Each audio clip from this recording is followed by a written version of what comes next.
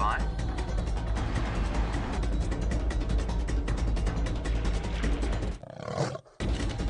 5, 4, 3, 2, 1. You are live, you are live. Good morning and welcome to the Sunrise Safari. My name is Brent. I have Viam. There is a duiker running across the road. And we also have Zander, the only hipster in the Sabi Sands, with us, learning the camera ropes from Viam. And, exciting times for Zander. He will be shooting on camera this afternoon. He better focus and learn from the wildebeest. And, of course, out in another part of the reserve is James, who's getting some exercise on foot with Herbie and Jeandre. And in final control is Rebecca and Kirsten. Now, there have been cats everywhere. So we're not sure which cat we're looking for just yet, but we're going to look for a cat. So I think what we'll do is we'll play the lottery luck game. So the first set of cat tracks we find, we'll follow. So we've got possibly the Incahumas, a Birmingham all three, Karula and Shungila and Hosanna, Tingana, or even possibly the Sticks down in the east. So lots of cats to look for. Let's hope they haven't all decided to evacuate our Traverse area. And I heard lions roaring, I think in this area, maybe a little bit further to the south. Sounded like males, so it could be the Birminghams. So hopefully we can find them while they're still making lots of noise.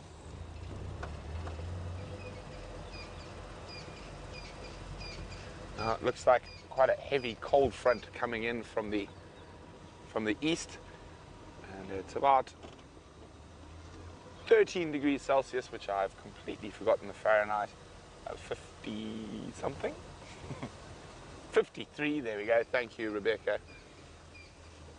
And remember, we are on the hunt live for the big cats of Djuma, Cheetah Plains and Arathusa, and if you want to ask us any questions about how the cat hunt is going or anything about the particular cats we follow, feel free to do so by, oh, there's a track. Was it a track? Or was I imagining a track?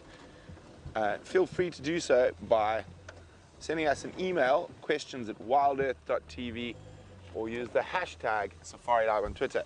So the light's a bit bad, but there's a male lion going down there. So this is where I did think I heard him roaring. So unfortunately, he is heading due south, which is to the boundary. So I might track a little bit quickly this morning to hopefully catch up with him before he leaves our Traverse area.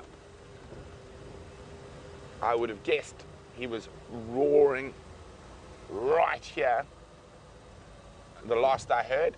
And yes, oh, thank you, Dina. Dina, the lion you saw roaring on the dam cam at 4 a.m. is the one we are following at the moment. Now, you see cub tracks. Oh, so it could be more.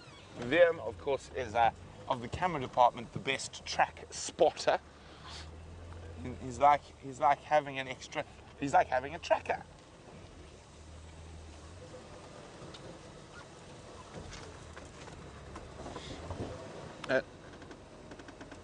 Okay. Oh, well spotted, Viam. Those are Karula's cub tracks, and those are from a couple of days ago. And it was a bit more wet. I'm just going to go this way, make sure the line didn't go here.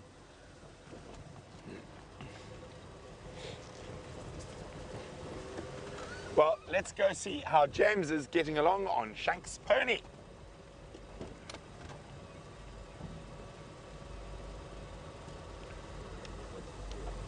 Morning.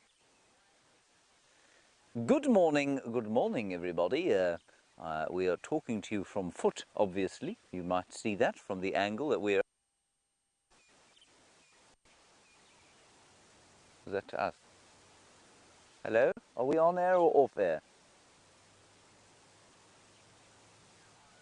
Ah, thank you.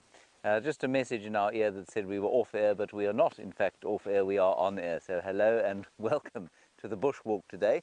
We thought we'd open up with some Hardy-Dar ibis over there. Those are those two birds foraging across quarantine clearings, and they have those probing long beaks. And what they're looking for is little worms and other sources of delicious nutrients that they might find under this now moist soil. So if we have a look here, I'm just going to draw a line with my stick. Although it is, well, not exactly sort of, I wouldn't describe this as a puddle. It's certainly, you can see some moisture in the soil surface here. And because of that, it was, I mean, this place was like cement until fairly recently. Because of this moisture, you'll find that the hardy-dars have got some sort of extra space to stick their sharp bills into the ground and try and find a few worms and other nice things to eat for the morning. I'm glad I'm not going to be eating worms today.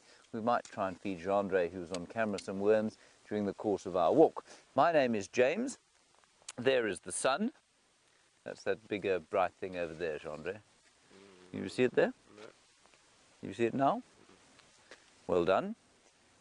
And possibly the most important person on our walk today is the great Herbert, who is standing to the left of your screen, and he's going to be running security detail, and also he's taken on the increasing role of bush and wilderness teacher during the course of these walks, so he'll be telling us interesting bits and pieces as we go along. So welcome. We are, of course, as live as Jamie, for as long as the earpiece tells me so, which means we'd like to hear from you. Hashtag SafariLive or questions at wildearth.tv if you'd like to talk to us at all. So please do talk to us during the course of our little walk. We're just going to stand by here before we move because Taxon and his guests are going past. Good morning.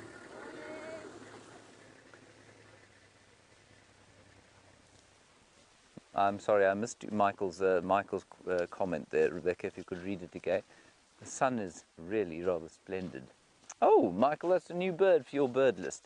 And you've just started it, and you say it's getting bigger every drive. Well, that's a very good thing, Michael. I'm most pleased, and thank you for keeping a bird list. I think it's quite a good thing, that.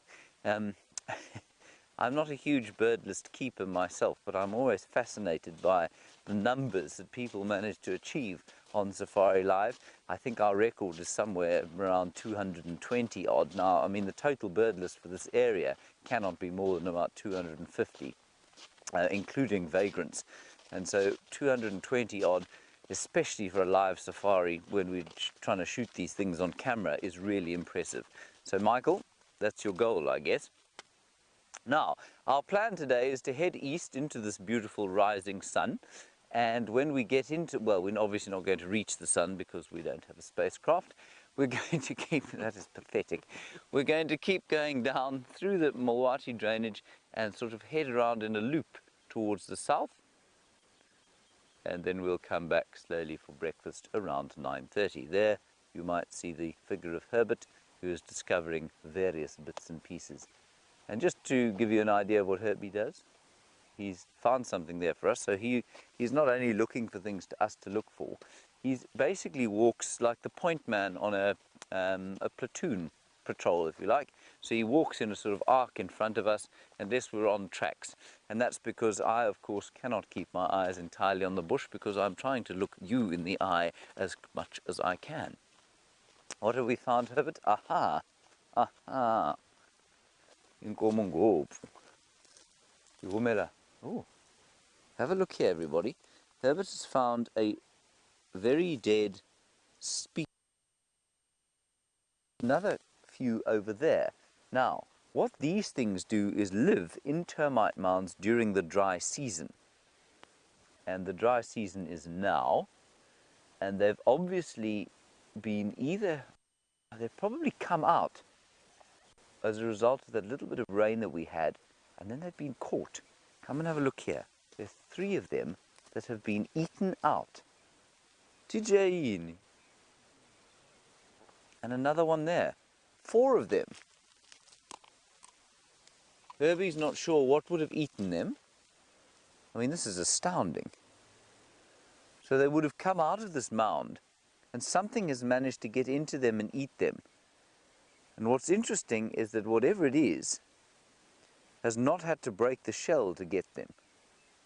Except at the end there. Look at that. It's been cracked, it's been bitten off at the end. I suspect badgers or hyenas, but I suspect quite strongly this is badgers that have taken the top off there. And that's just because I think a hyena would crush a small tortoise like this. So this is the Speke's hinge tortoise. Now what I want to see is if we don't have a male and a female here. There's a bit of bone. I think those are both males. If you look here, you can see that's clearly concave on the bottom. The female's much more convex, and that's because the male, of course, when he mounts her, he has to, well, kind of sits on top like that, as opposed to being concave, in which case he'd probably fall off and onto his back, which wouldn't be very good. So that's 3 of them there, and 1 of them here. A really sort of large mystery. I think this is totally bizarre, especially as they haven't really been destroyed. I'm going to go with badger for that one, but I really don't know what else could have eaten them. Dina, you say, would we use those shells or take advantage of them? No, not really, because they obviously, you know, I mean, if you lived out here before, containers, always something that is very useful, but you can't really use them as a container because they're open on both sides. I suppose people may have used the scoots for decoration. The scoots are the sort of hexagonal bits and pieces that make up the different parts of the shell, but I don't know that they were ever used as... in fact, I'm pretty sure they weren't used as decoration out here. We did have a fellow out here who sometimes wears a tortoise shell as a hat, but I think that's more for effect than for any sort of tradition. But that would be a leopard tortoise. Those are tiny. I mean, those ones are just, you know, they're a couple of inches across, so might make a baby's hat, but not much in the way of a human hat. Actually, not a human, I mean an adult human hat. Interesting.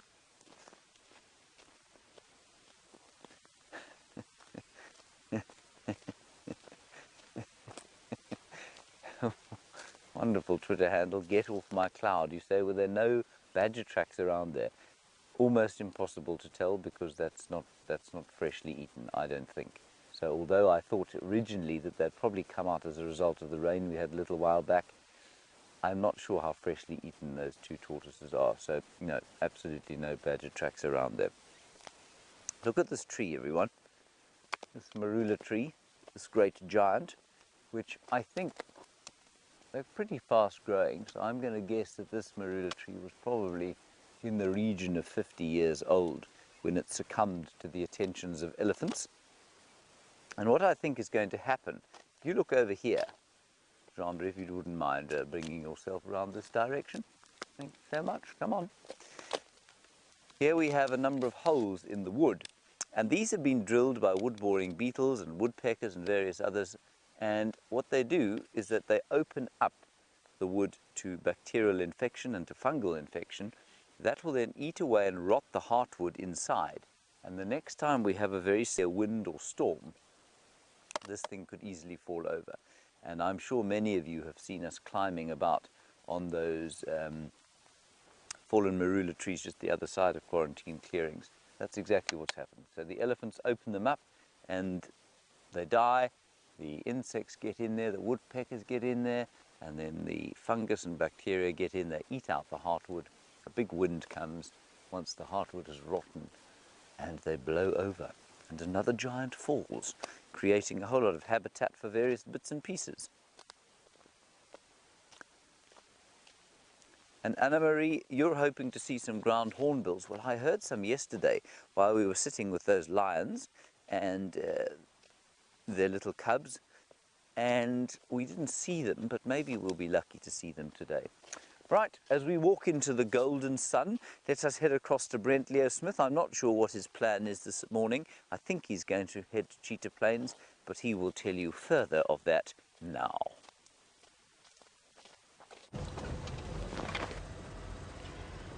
So the real reason why marula trees fall over so easily is because they live in fear of James Hendry and his baritone voice. His voice just resonates and they fall over. Nothing to do with elephants, of course.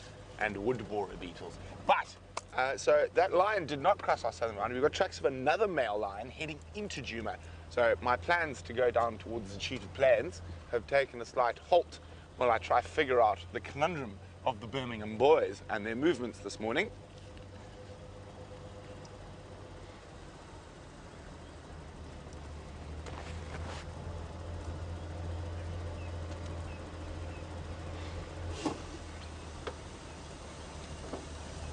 Good morning, Michael. Michael's wondering what happened to the Tsalala Pride.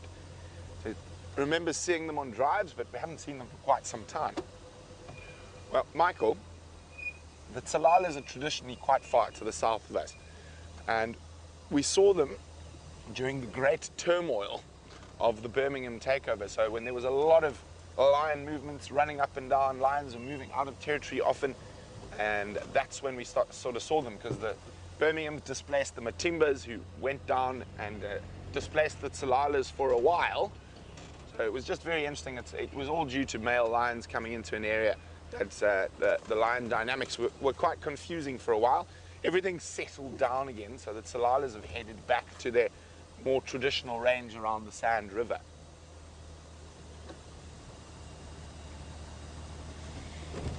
Okay, let's see what's going on here. Now, this is the last place I had tracks of a male lion coming south and tracks of a male lion going north.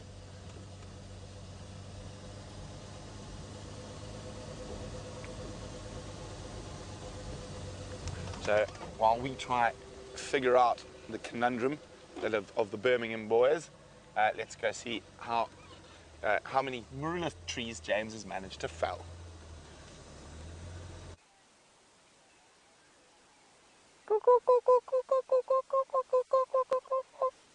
That is not in fact the bird calling, it is me trying to call the bird in the manner of our old friend Andrew Francis, who used to talk to the hornbills. Well, he thought he did.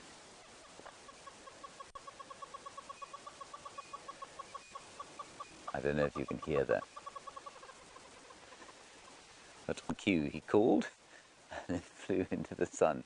He's only sitting, what, 1, 2, 3, 4, 5, 6, 7, 8 and a bit meters from us, which is, well, that's not very far at all. It's about 25 feet. And he just sat perched up top there very comfortably. And hornbills love doing that. And he's done it again over here. He's on the top of that tree there.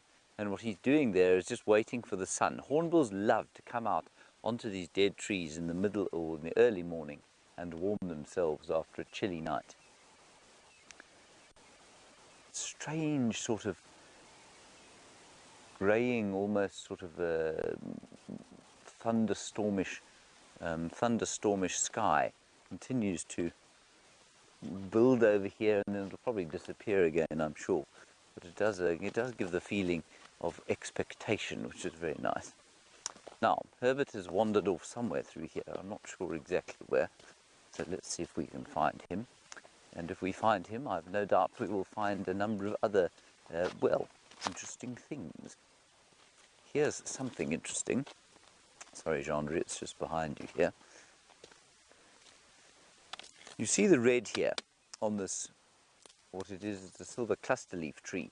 Now, it's been broken by elephants, but long after that happened, it was broken by elephants probably some time ago. Various animals have come to rub themselves here. I think this is probably buffalo, where my stick and my finger are pointing now. But what you can see is the very obvious red color. Now that's tannin, and that tannin was used, I'm not so sure about this tree, but certainly the tannins that you found in the acacia trees used to tan leather. So you'd take that and put it on the leather and treat it after you'd taken it off your cow, I guess, or even if you managed to find a buffalo and you needed some buffalo skin shoes. Now you'd tan the leather with this sort of thing, the inner bark of a silver cluster leaf. Then down here, I suspect that was probably buffalo as well, but also could have been impala during the rut. Now the impala rut finished sort of, I mean, some of them were still at it 2 weeks ago, but round about the end of May, the impala rut came to a close. But during the rut, impala were marking bushes and charging them, and sort of shaking their heads through bushes to mark their territories and show how tough they were. And they would also have rubbed themselves on here. And I think they do that with the buffalo specifically because they get itchy. The tops of their heads, I think, get tremendously itchy, and I don't think it's always territorial marking. And I think that in the case of the buffalo, and I have nothing to back this up other than my own thought, that those keratophagous moths, the moths that eat the keratin off the top of the horns, I think that they lay eggs on the living buffalo, and the buffalo then scrape them off. I'm sure they get incredibly, excruciatingly irritating, and I think they scrape them off, and that's why you see old buffalo who've got such worn horns on the top. Yes, of course they fight a bit, but they also do a huge amount of rubbing, and I think that takes the keratin off. Then when the buffalo dies, those eggs hatch, and instead of being rubbed off, they actually manage to eat the keratin, pupate, and then they become the moths. I think that's what happens. Come, Jean-Ray, let us continue.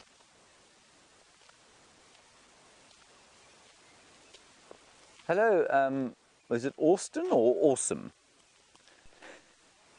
Oh, Autumn. Autumn. Hello, Autumn. That's a really nice name. Autumn, you want to know if anybody replants trees here in order to sort of recover the ones that have been lost to things like elephants. Autumn, no, the answer is no one replants trees here. And that's because we're in an open conservation system. And basically we let things, for the most part, just sort of take place and happen. So over the course of a human lifetime, a place like this will change profoundly. Over the course of, say, a millennium, so 1,000 years, it will change continuously. And sometimes there will be lots of trees here, and then at other times there'll be no trees here. So if you have a massive drought, a prolonged drought, the elephants will come in, take out all the trees. That will open up habitat for grass. And so this might become a grassland for, say, 100 or 200 years. Then you'd have maybe prolonged time of wet season. Then all the trees will grow up again, maybe something like that. I'm just using vague examples. And that will change the habitat again, say for 100 or 200 years. And so over the course of a human lifetime, it might seem like there's we need to replace trees that have been pushed over by elephants, or we need to try and stop change happening too much. The truth is, though, we can actually have very little effect on an area like this over the course of the long term. So no, we don't plant any trees. We try and let things just happen as they would normally. Ooh, have a look here. Here is where some elephants have been digging. Now, elephants, especially at this time of the year, there's a back foot. Elephants, especially at this time of the year, everybody, like to eat, well, they like to eat grass if they can, but there isn't any grass. So now what they're doing is eating trees and bark and branches, not many leaves left on the trees, and so they're going for roots. And this is quite cool because this is a plant called mbezana, or this is cornifolia. It's got a foul smell. It's why it gets its Afrikaans name, which is horse's urine, partipus.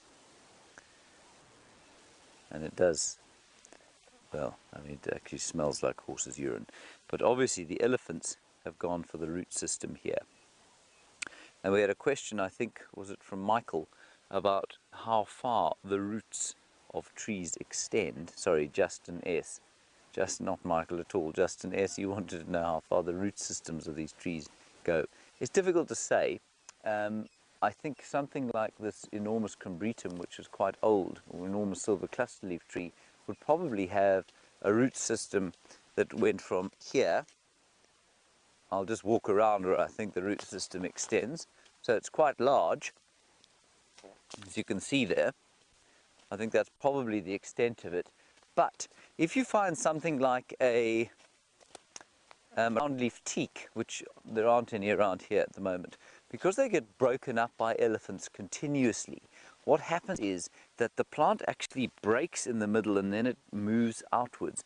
And so you can have one plant, one organism, that can extend probably for about an acre, one plant, so genetically identical sort of clones all over the place. Okay, we're going to head across to Brent. Yes, I have no idea where he is at the moment. He's probably on some lion tracks or something like that, and we'll continue on our way this way.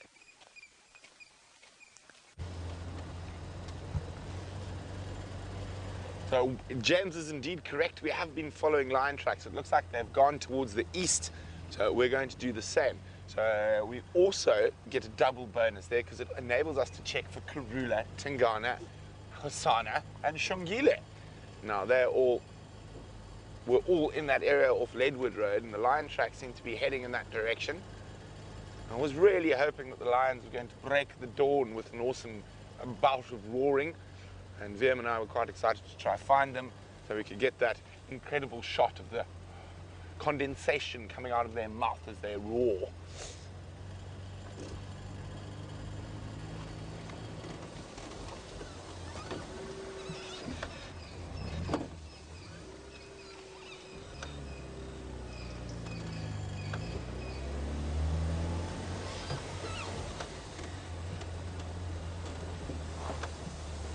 Well, good morning, Dave, in Toronto.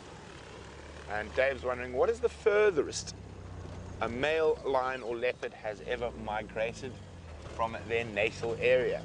I'm not 100% sure on male lions, but I know in places like the Kalahari, they do disperse massive distances, up to a couple of hundred Ks, maybe 100, 150. But with male leopards, the longest dispersal ever recorded was a male leopard that was collared at dispersal age in northern Zululand, quite near the coast, at a reserve called Pinda. And over 8 months, he dispersed into the Kruger National Park, which is about 800 kilometers. So really impressive dispersal there. Of course, normally it's never that far. It's normally between 50 and 100 kilometers, sometimes less than that even.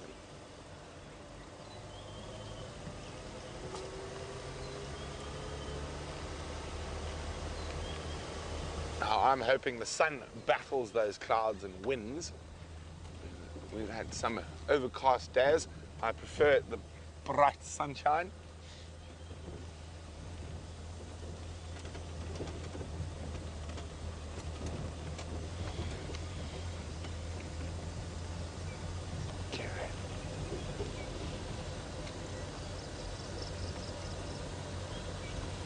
Come on, male lions, give us a song.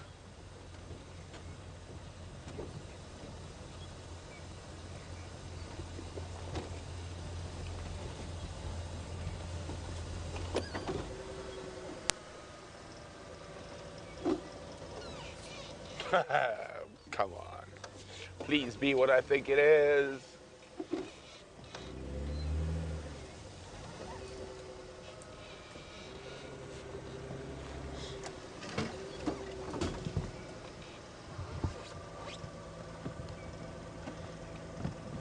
I'm just trying to see what this is.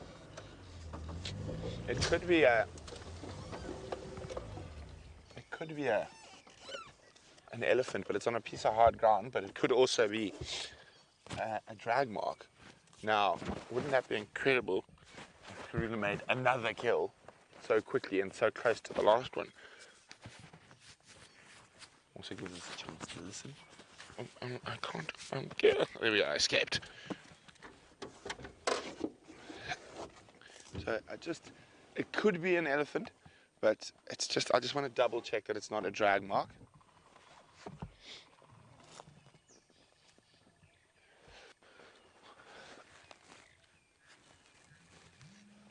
Okay.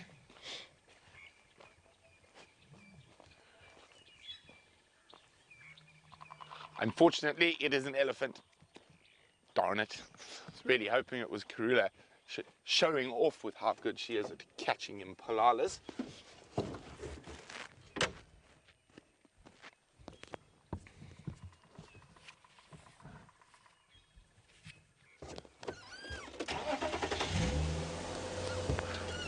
Okay.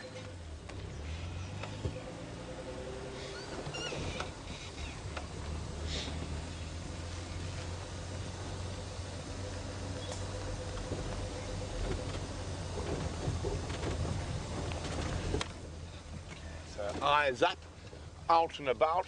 We're quite close to where Karula, Tingana and the cubs were yesterday. And there's always a possibility that they might still be quite close by.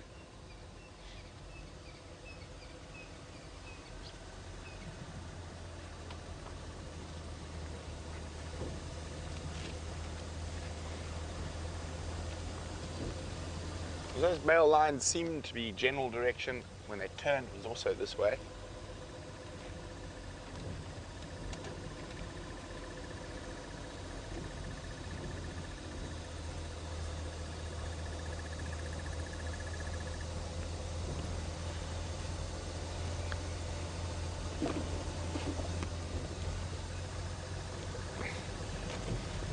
Good morrow, dispatch. Dispatch is wondering, how did the Birmingham boys get such a strange name? It seems so different from the Nkahumas and the Sticks. Well, it's quite the story. Now, the Nkahumas, of course, named after a brown ivory tree, and that's the Shanghai name for a brown ivory tree, and the first time they were seen or found was under a brown ivory tree. The Sticks were named after the river Styx in Greek mythology because they sent so many creatures to Hades when they were in their prime. So they were a magnificent killing machine of about 13 lionesses many years ago. There are only 3 at the moment. They do have those 8 cubs. Now, the Birminghams come from the Timbavati Game Reserve, and the reason they have the name the Birmingham Boys is they were born to the Birmingham Pride, which resides on the farm that is called Birmingham. And so we're on Juma, but the actual name of the property is Gowrie. So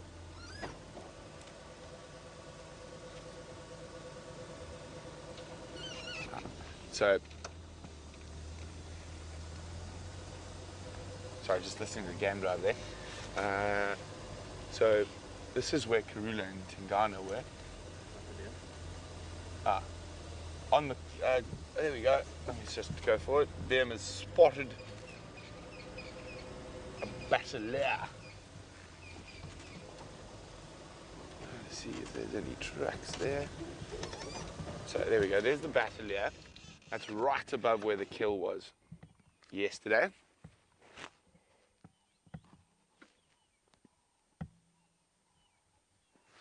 Taking the opportunity to just stop and listen again. Leopard. Looked like Karula. Yes, that's exciting. Hold on. I think I spotted the queen. Okay, now the queen, of course, is in a precarious spot. I just want to see how to get around there. She was heading that way, so let's find a spot to get through. So there's a little river system here. Oh, everything.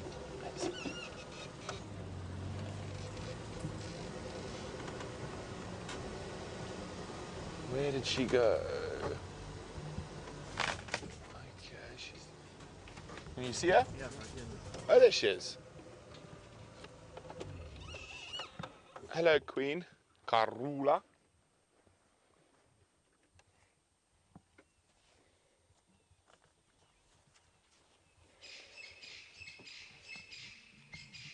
So she's probably left the cubs in the river system here and she's off hunting. And she spotted an impala. That's why she's using the drainage line. Stations located Karula, mobile, southeast towards Ledwood Road. So I'm going to move the vehicle now, but there's an impala ahead of her, probably a herd of impala at probably about 50 meters. Negative taxis hunting.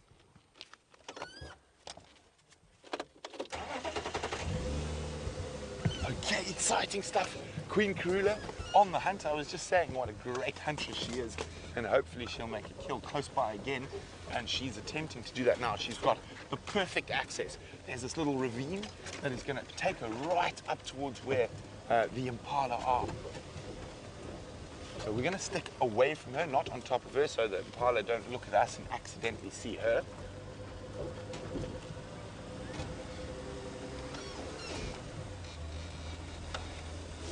And so we're on Leadwood Road. We're a little bit further to the southeast from where we were yesterday. Okay, we're going to keep still right here. There's impala right there, and there, and just in front of them is this little ditch. Karula is somewhere in that ditch. Now those impala don't know how close she is. We don't know how close she is. She could be almost on top of them. Now there are more impala. You got it? Yeah. VM's got Karula. So she's still coming up the ditch. Oh, this is so exciting. You can see how she's using the terrain to her advantage. She doesn't have to crawl flat on her belly here because she's got this wonderful little ditch to help her.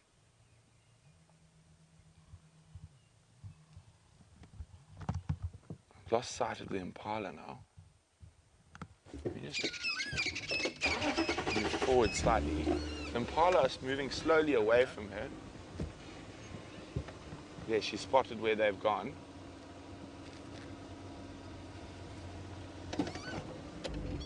She's going to have to change her plan. They've moved away from her perfect ditch, but there's another perfect ditch. Look at her go. She's going back into the ditch to go up the second ditch.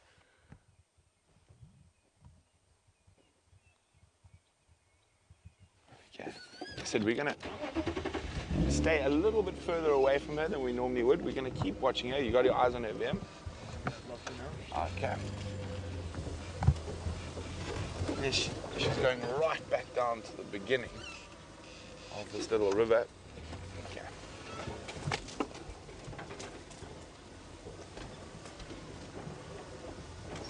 Hold on. You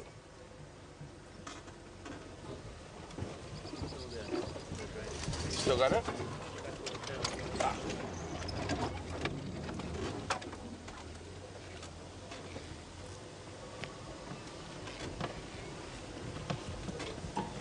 Shamsung says it would be amazing to see her make a kill. She's never seen a leopard kill before. Shamsung, it would be incredible. I've never seen a leopard kill live yet on Safari Live, but maybe this morning's the morning. So the impala went that way. There was a couple of males chasing each other about. Oh dear. Let's see. So what I think she's going to do, she's gone straight back down the little gully. Now, where the kill was is obviously in a bigger gully around here. I think she's going to get into the bigger drainage system, and she's going to move east towards those impala that moved into that area there. So what we're going to, okay, that doesn't look like we can get through there. So I said we're going to try keep our distance a little bit. We don't want to interfere.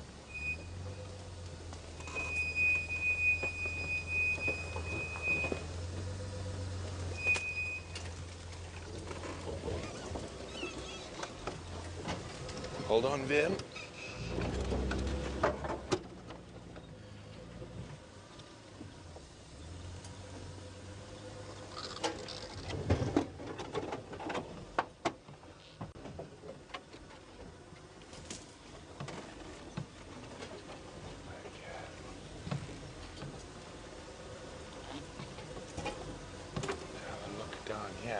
Now, of course, I'm pretty sure Hosanna and Shungile are very close by as well.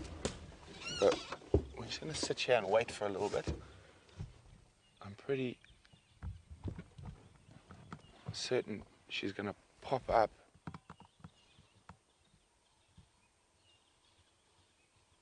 somewhere in this little drainage.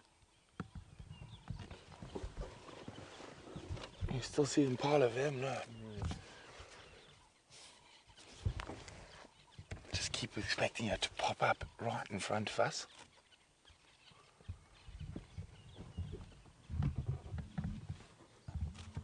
Now, unfortunately, this is quite a difficult area for us to follow. Now, she might have abandoned that hunt and gone back to the cubs. And what we're going to do is we're going to try to go have a look where she was with the cubs yesterday. You spot something there? No, you don't. No. Having a look. Using the camera as binoculars.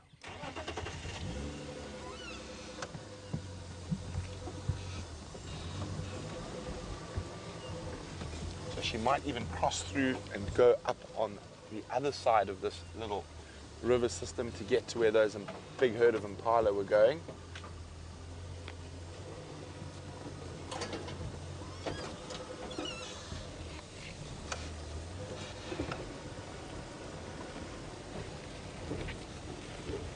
So it's going to take us about 5 minutes to get back to where I think the cubs might be.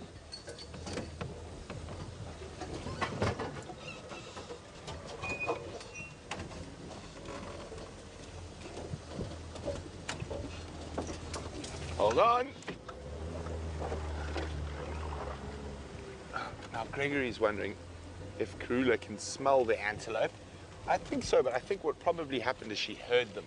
So there was a bunch of males there, and young males, they might have been playing, she might have heard the horns, or they might have been snorting at each other, as impala do sometimes, especially the boys.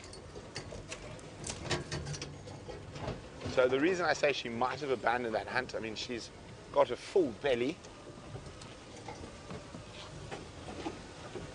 Although Tingana did steal some of her meal yesterday.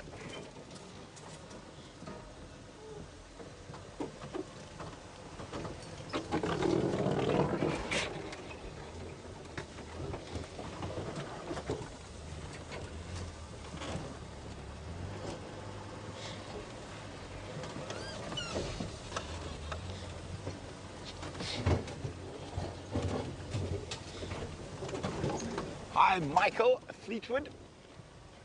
Michael is just wondering the fact that Karula and the cubs were so close to Tingana. Does it mean he's the father? Did he even know they were there? Did she mate with multiple males? Like all female leopards, she would have mated with multiple males. I know for a fact she mated with Tingana, Anderson, Gajima, and I think another one, I'm not 100% sure, because female leopards will move out of their territory to mate, to ensure they try and mate with all the males that they might possibly come into contact with their cubs. So the last visual we had of Karula was about here, coming down behind this termite mound, and this is where she had the cubs yesterday. So let's just have a quick look in here. Now, as you know, this is quite a precarious position. Well, not precarious position, but it's a difficult position to move about in.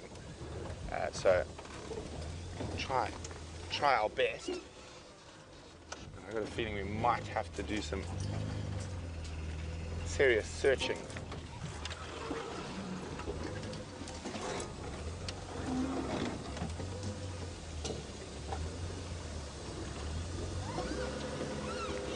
So, a very good comment from Francis. Don't forget to look behind you. Karula is very good at disappearing behind you. And I can't see the cubs just yet. Hang on. Oh, no, that's a rock. So while we keep our search on, let's go see how James is faring on foot. Hello everybody, I'm just staring at you through the eye socket of a nyala. The nyala, of course, is quite dead, quite distant, and some time ago, I suspect. Wonderful that Karula is in full view. Well, she was. Hopefully she'll go back to the babies and you'll have some time with them too. Now, this nyala's nose has been eaten off, probably by hyenas, or I suspect by the lions. I suspect lions probably killed it.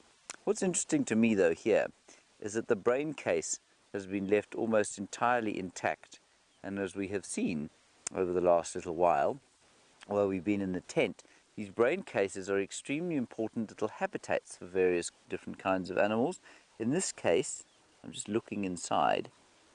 Shall we have a look there, Chandri? It's a bit dark in there, is it? Yes. I can't see anything in there.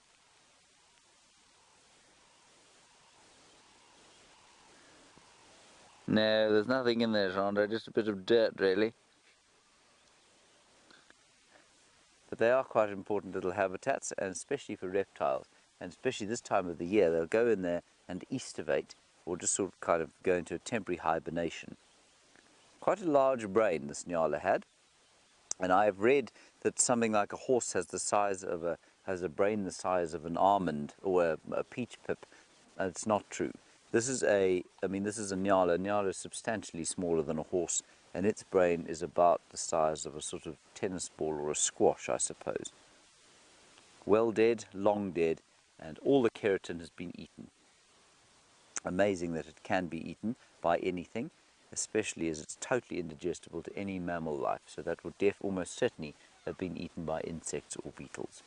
Right, so that was the Nyala. Come on, Jandri. Let's see what else we can find here. We haven't found much heat, I have to tell you, everyone. It's been very cold around here.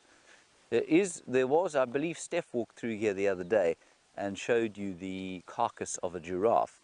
And this is some of the remnants here of the giraffe carcass. This will be a fairly substantial bone. And not even the hyenas can get through a bone like this, which I think is quite interesting. But look how it's been smoothed there. You see that?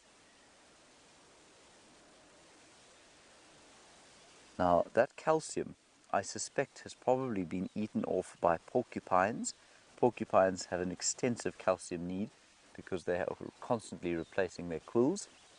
Also, you'll find tortoises coming and chewing on these things, but that's probably mainly during the summer months. Yeah, I don't know that that's particularly new damage, so it could well have been tortoises. That's quite heavy. That bone is probably about 5 kilograms, which is what's that? That's 11 pounds. Very nice. Jandro, misbehave or I shall thump you with that bone. Sorry, Rebecca, you're going to have to go with that again. Robin, you had a question about animal brains. Oh, do predators eat the brains? Absolutely they do. They love the brains if they can get at them. That's why I think that may have been a leopard that, I said lion originally, but may have been a leopard that killed that Nyala. Certainly wasn't a hyena, because the hyenas would have got into the brain case, almost certainly. And I think lions would too. So I think it may well have been a leopard that killed that Nyala, because otherwise I think the brain case would have been done. Have I got a bruise or dirt under my eye? That's some Nyala brain. Oh, some Nyala brain. Sorry about that, everybody. Is it gone now? There we go.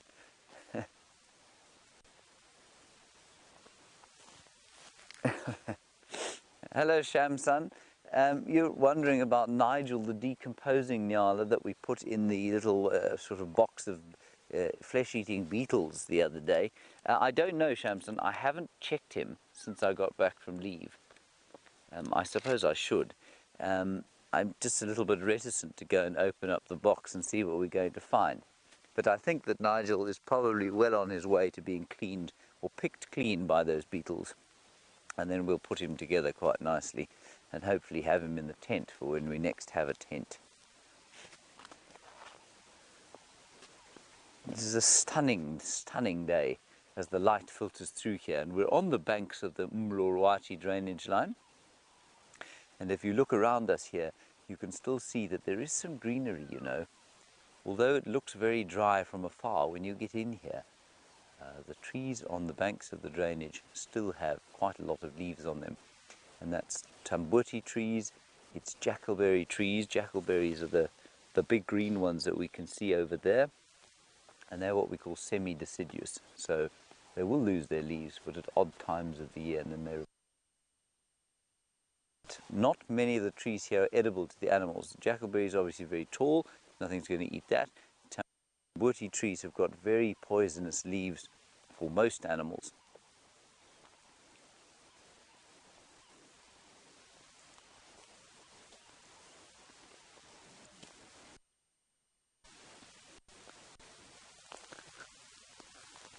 Hello, Betty Sleep. You're wondering about the tannins in trees.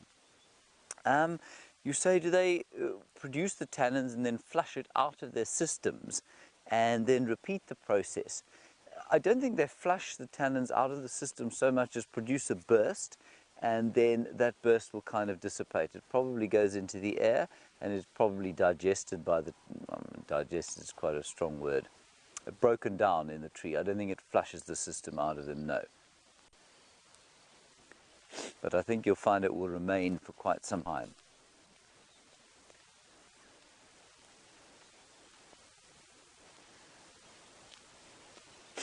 And X-Ranga, you're wondering about native trees for timber that we find out here. Well, I'm standing on one now. X-Ranga, this is something called the silver cluster leaf, which you know obviously very well. You've been watching for a long time. Silver cluster leaf is termite resistant, and so this is a really good timber tree for planking. Then the jackalberry is also known as an ebony tree, and commercially I believe it was harvested at one stage. Over there, that's the jackalberry tree there, and that produces a very beautiful ebony kind of a wood. But you know, so many of these trees, in fact most of them, are very slow growing, and if you're ever around an area where there are elephants, they don't grow straight. None of the trees around here will grow straight because of the attentions of the elephants.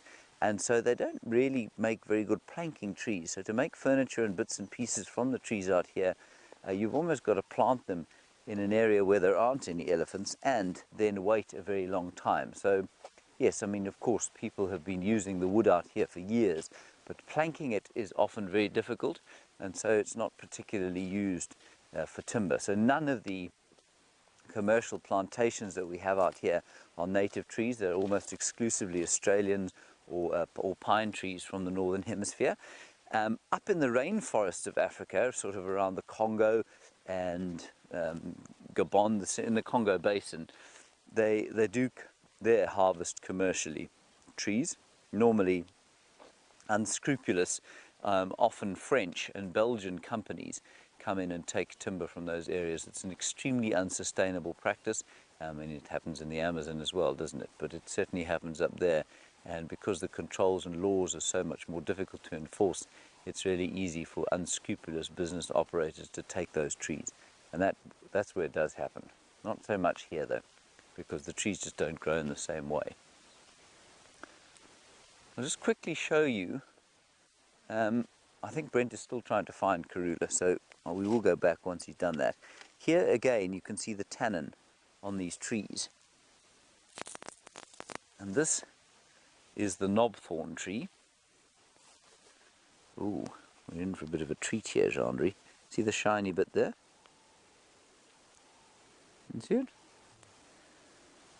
Jean-Henri just made a slight grunting noise. I'm not sure if that means he can see it or he can't. Let's see if he'd like to taste that. Jean-Henri, would you like to taste that?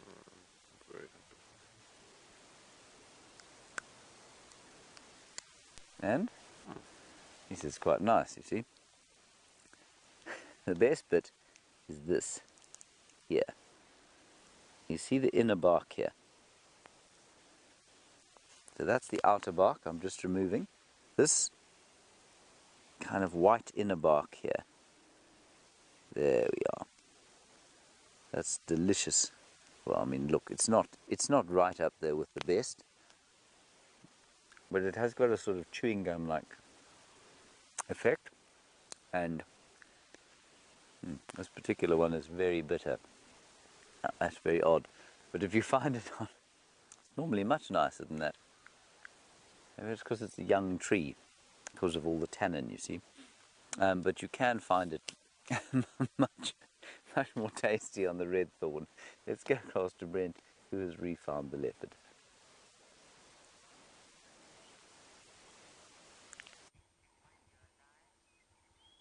Well, it is not the leopard we initially saw. It is Mr. T dozing, and I've just seen Hosanna as well. But we can't really see him. He's moved into a bit of a thicket. So I'm very sure young Shongile is around as well. And just behind him to the right is the remnants of that impala that Karula killed. Oh, it looks like he might pop onto visual for him. Hosana looking at Tingana. He's literally straight over my head there, through there. He might pop out. And where are you now, little rat? Come on. Well, I'll keep an eye on him if he does pop out into the open. And Tingana's actually spotted him and is looking at him, and you can see there's not much aggression there, just more watching. Now we'll try to get into a position just now where we can maybe see both. I wonder where Shongile is. Now, and Karula's continued on hunting. She's got cubs and Tingana to feed at the moment. She's got 3 children.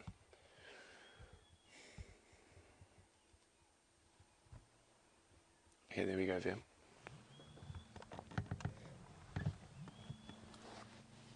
Here we go. Hello. Naughty. Wouldn't it be fascinating if he came and tried to share the kill with Tingana? I have heard a report of Tingana sharing a kill with Shadow's little one. Oh, he's growling. That ends that. You stay on that side of the drainage line, little man.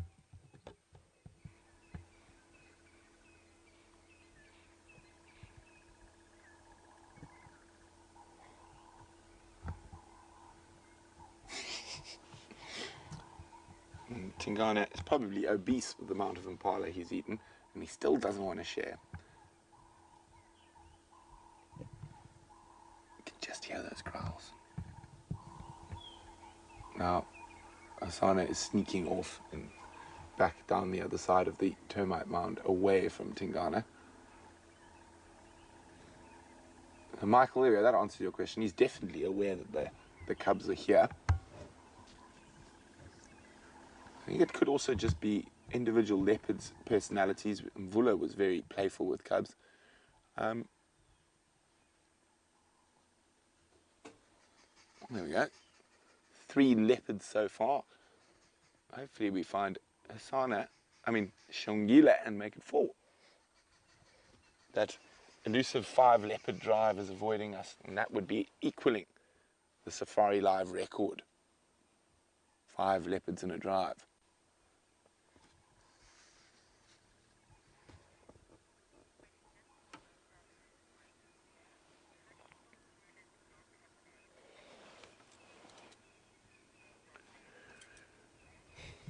Deja Vu Breakspear would like to know, how do you spell Karula's female cub's name, and what does it mean, please? Oh, my spelling is not very good, but I think I can remember how to spell Shongile. It's Xongile,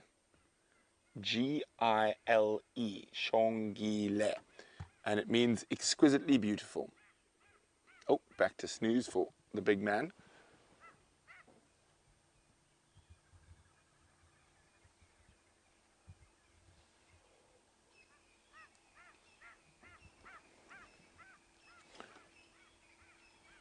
Just trying to see if I can see the cubs again.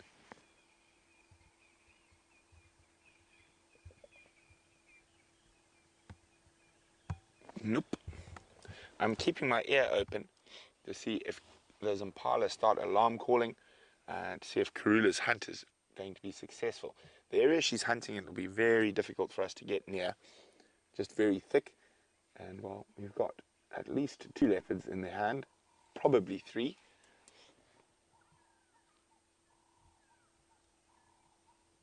And there's some beautiful golden light about to come through.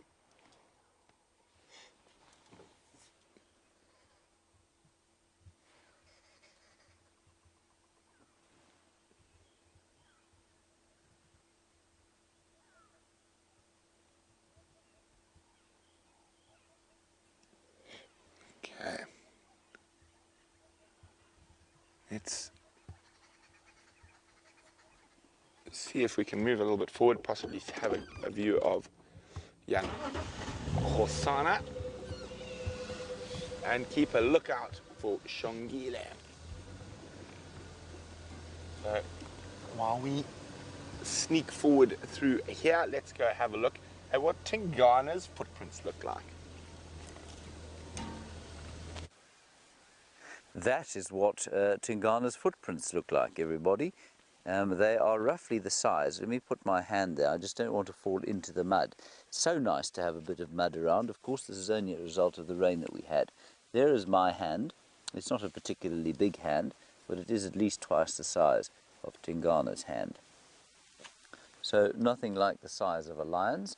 And although sometimes we do confuse male lion or female lion tracks with very big male leopard tracks, really, if you see them next to each other, you can't make the mistake. Shape is almost exactly the same as that of a lion's track, but the size is just profoundly different. So he came and he had a drink here. Now, we've often been asked, what on earth do these animals drink, and how do they manage to drink the stuff that they drink here? Well, I mean, you and I certainly wouldn't drink this water. You might, if you were really desperate, try and sip it, but you'd probably get very sick. A, because of the buffalo dung and various other dungs that are almost implicit in these pans, because the buffaloes will come and sit here during the summertime, and so the soil around here will be filled with their dung and the associated bacteria. But also because of the silt and the mud here, it'll be very difficult for any kind of animal other than the predators to derive sort of nutrients from the water here. The lions and the leopards don't seem to have any issue at all with the most muddy, foul, befouled water. Buffalo don't seem to mind too much either, but it's me, the lions and the leopards, that I've seen very happily drinking water like this, and that's what Tingana did here.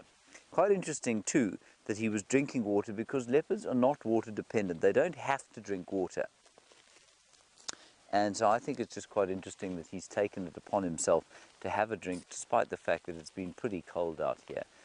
Maybe it's got to do with his injury. I'd be interested to see if Brent has managed to see him stand up, and maybe his injury is fixed. I don't know. Anyway, let us continue on our way. Very nice. That I think it's just fascinating that Tingana is sitting there with his kids. Look, I know he's not being particularly nice to them, and he's not sort of sharing his meal at all, but amazing that he should be there. And Jean-Andre said to me earlier today, do I think that she would have left the cubs with him? And I said, no, I really didn't think that she would have at all.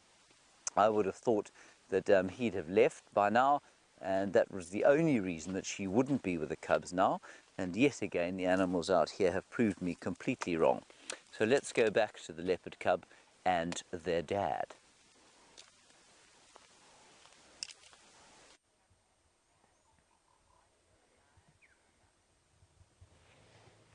There we go. There he is. I think it's him. Let's have a quick look. Could be her, but I think it is him. Having a snooze on the opposite side of the little river system from Tingana. It could very well possibly be his dad.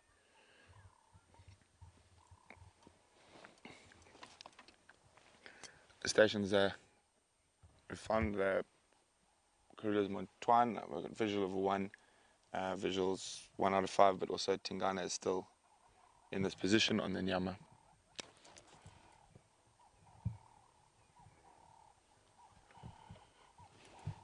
Okay, so yeah, he's snoozing there. Now I'm pretty sure his sister must be somewhere in that area as well. He's moved back from where he tried to sneak up towards Tingana and got growled at. So he's put a bit more distance. So there's Tingana. You can just make out a rosette through the thicket. We're going to reverse back to where we have a better view.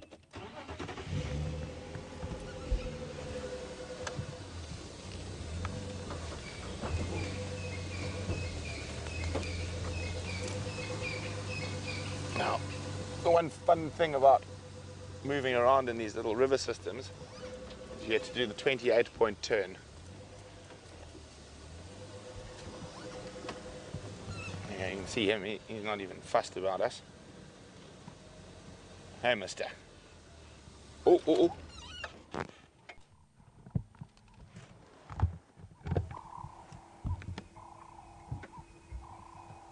thought I heard alarm calls.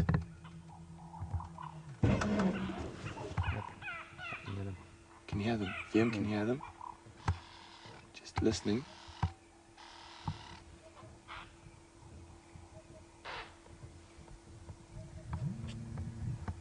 doesn't sound like Karula's hunt was successful. Sounds like she's been spotted. Just trying to listen for any slight or something that she might have been successful.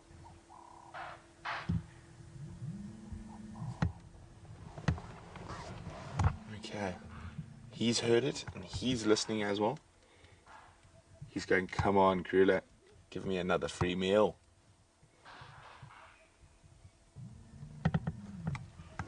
Yeah, well, he's being flat and not too entertaining. I think let's go try and get to where those alarm calls are, and then we'll definitely come back here. How much space have I got, VM? Oh, I've caught a tree with the jack.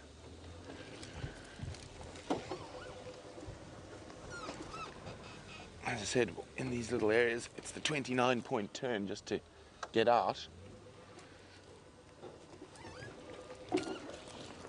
So if she has been unsuccessful, it's going to be interesting to see whether she comes back or she decides to continue on hunting, leaving the cubs close to Tingana and this impala carcass.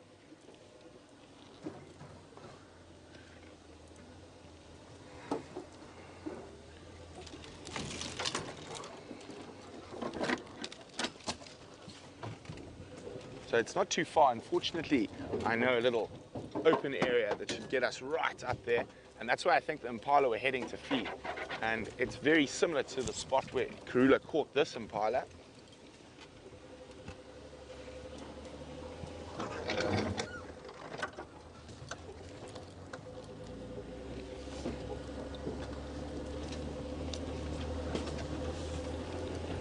So this is the little open area where Karula caught that impala that Tingana is sitting next to. We had a look at where the blood is and where she actually did the takedown yesterday. Now, this is a little seep line, and after a little bit of rain, there's a bit of green grass, so you're finding a lot of animals like impala and so on are frequenting these areas, and it's great for a leopard because she's got good cover coming up towards the seep line.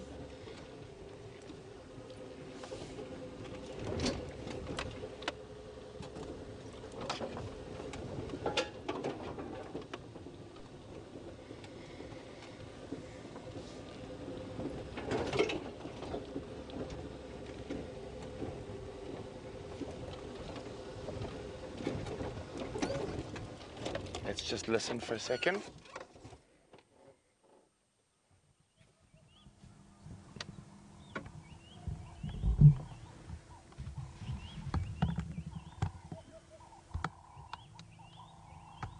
All's gone quiet.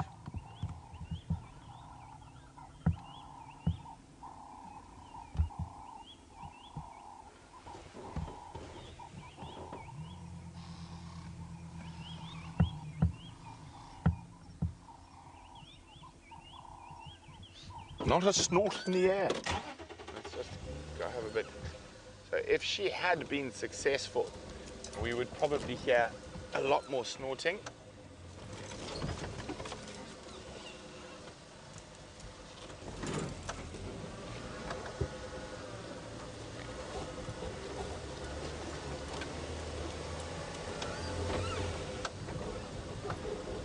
So from where the snorts are, it's the head of about 3 or 4 of these little river systems, or when they join to make the big one where the kill is.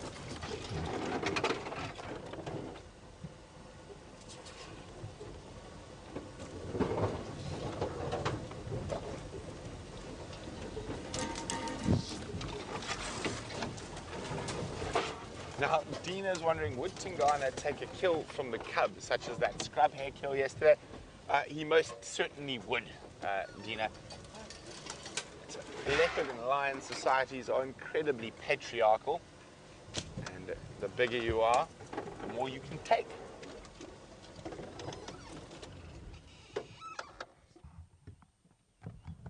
I would have said those impala were around here. As you can see, this is one of the reasons why I didn't try to keep following Karula, It's just river system after river system and Timbuti thicket after Timbuti thicket.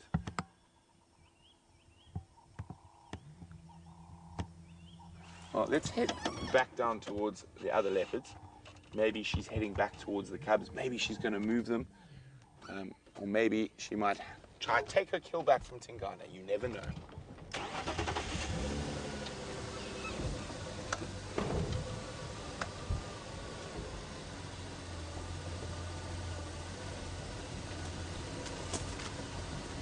Now, Justin S. would like to know, could you possibly train a leopard to hunt for you?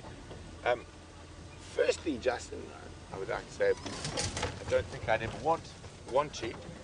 I don't know whether it's possible. What traditionally happens out here, or used to happen out here, is that if you found the drag marks of a leopard and you're a hunter-gatherer or someone who lives out here, all you have to do is run towards the leopard and it will generally run away and you can steal its kill. I don't know if anyone's ever tried to train a leopard to hunt for them. I would reckon it's probably a bad idea. It's a wild animal and wild animals belong in the wild. And what also happens with wild animals in captivity, you think they are tame till 1 second, you fall funny, you trip funny, and you'll get munched, literally.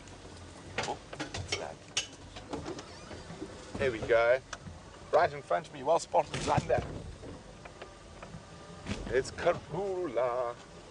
So the kill's just there, so we've got Karula, Tingana, and the cubs all in the same area. So she's made her way back, possibly to try to see if Tingana's moved a little bit and she can probably sneak in there. Hello, Queen Karula.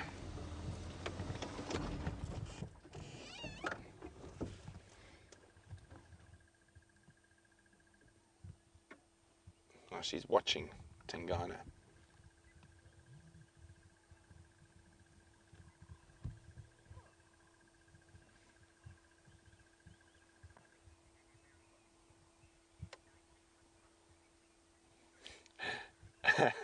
Anna Marie says that we should get knighted for spotting the Queen.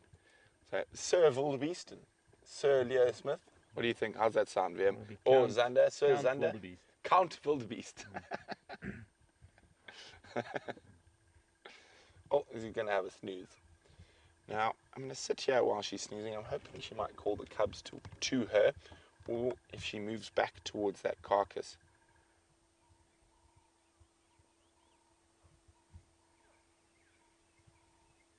I can actually hear a cub calling. You hear that, Vim? Ow! Ow! Maybe she just wants a bit of alone time. Kids these days, you know, Well, so demanding. Dad's babysitting, so why bother? Yes, there we go. As Vim says, Dad's babysitting. Why bother?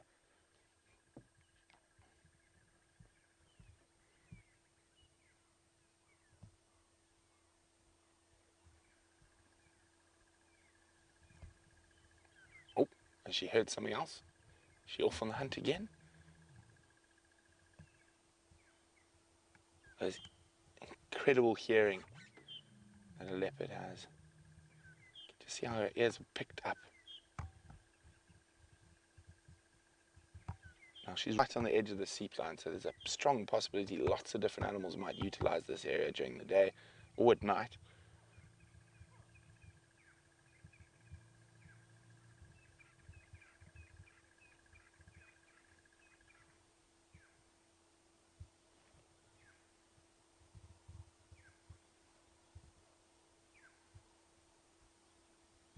Just keeping quiet to see if we can hear what she's heard.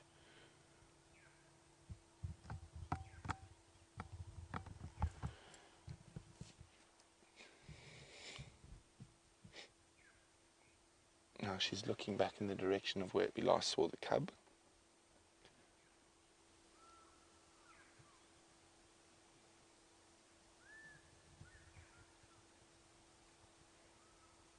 You can hear African fish eagles in the distance.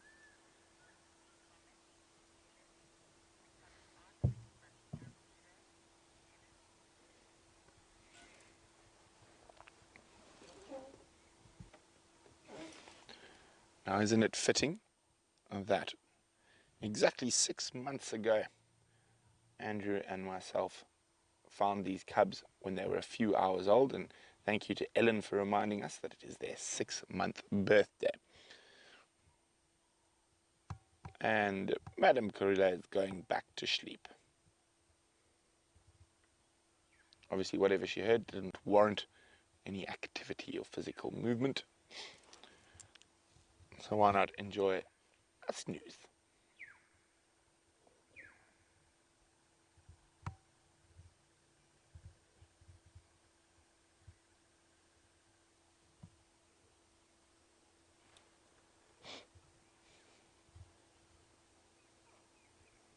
You almost want to whisper as not to disturb her slumber.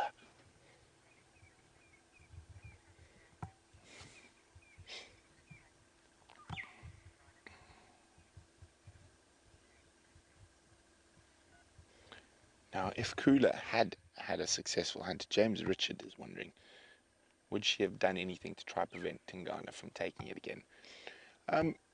She might have done some snarling, hissing, and maybe throw a few blows, but he's just that much bigger than her that there's very little she can do to prevent. What she could probably hope is he would eat his fill and then maybe carry on his territorial patrol. If he heard Gajima rasping, he would set off to try sort him out. But you must remember, even though she's an incredibly good mother and good hunter, she's still mostly an instinctive animal. So the fact that the impala were there, even though the Tingana was right there and might steal the kill, her instincts took over and she went to try catch that impala.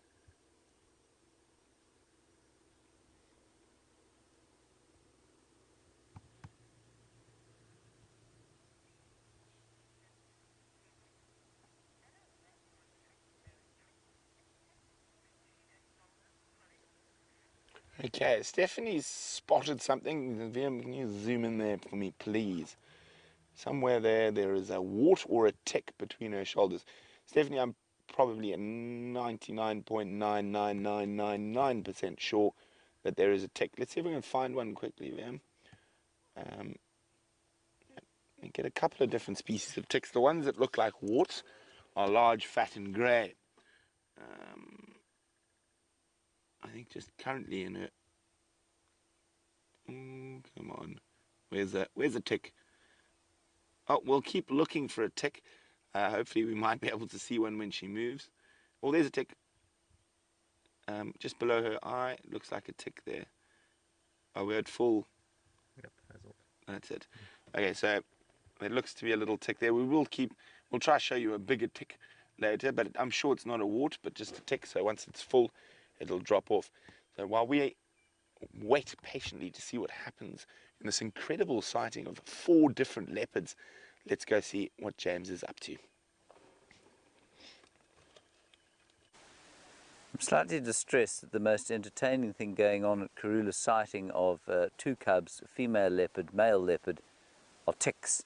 Anyway, ticks can be fascinating, can't they, Gendre? Gendre squashed one the other day and the blood flew everywhere. It was very disgusting indeed.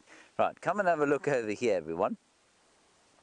What we have here is an interesting track, and I'm not going to tell you what it is to start with. I'm going to ask you to try and interpret it. We can see where my stick is moving. If Gendre just sticks on where my stick is, this is the tail of whatever animal this was. You can see it moving up, down through here. Then you can see some excavating. There's some excavating there, over to the front, and here, and here. Now the question is, what was this thing eating? Because that will tell you what it was. Another little bit of excavation here, and then I think it wandered off there. Now, while you think about that, I'm going to show you something else. And then I would like you to give me your answers. Hashtag SafariLIVE, questions@wildlife.tv. The tree above us is a balanites tree, or torchwood. And the torchwood fruit is supposed to contain a flammable oil, which I have never managed to light, and I'm not going to try now. I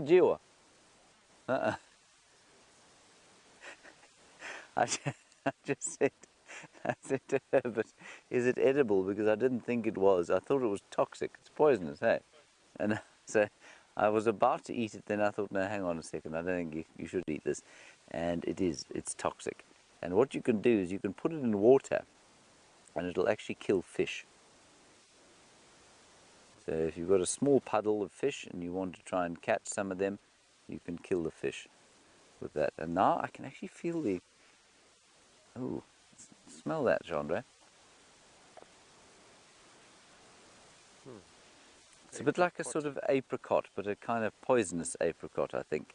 I wish I actually had brought some matches with me, because I think that's what... It's the oil, and I can feel the oil on my fingers. I think that's what burns, and that's why it's called a torchwood. Because I've tried to open up the seeds, which are supposed to have an oil in them, and I've always embarrassed myself every other time. Anyway, that's the torchwood tree, and this is it here. The green thorn, it's also known as. Right, well, I'm glad I just checked with Herbert there. Right, any answers for what this track is? Who said that? Michael. Michael, you're absolutely correct. Thank you, Michael. You said it was an aardvark. It was an aardvark that came along here. That's an ant bear. Big fat tail. Animal is about, they probably weigh about 35 kilograms or so. Maybe up to 50, a really big one, and that's 110 pounds. That would be unusually large. But they've come along here, and what he's doing is he's not excavating, he or she is not excavating termites. They're excavating ants. And in wintertime, they eat more ants than they do termites. And I think what he or she has found here are signs of some kind of ant burrow, may well be associated with this torchwood tree, and that's what's being eaten here. Isn't that nice? I think that's quite interesting. Let us continue. Herbert has found something here. Come, Gendre, do not dally back there. Herbert's just up front and he's waving frantically at me.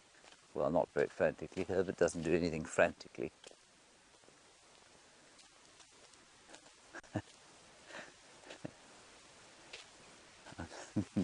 Very pleased that I didn't just stick that in my mouth. Andre may have had to carry me and the backpack home. Although, given how I treat him on these walks, he'd probably have left me.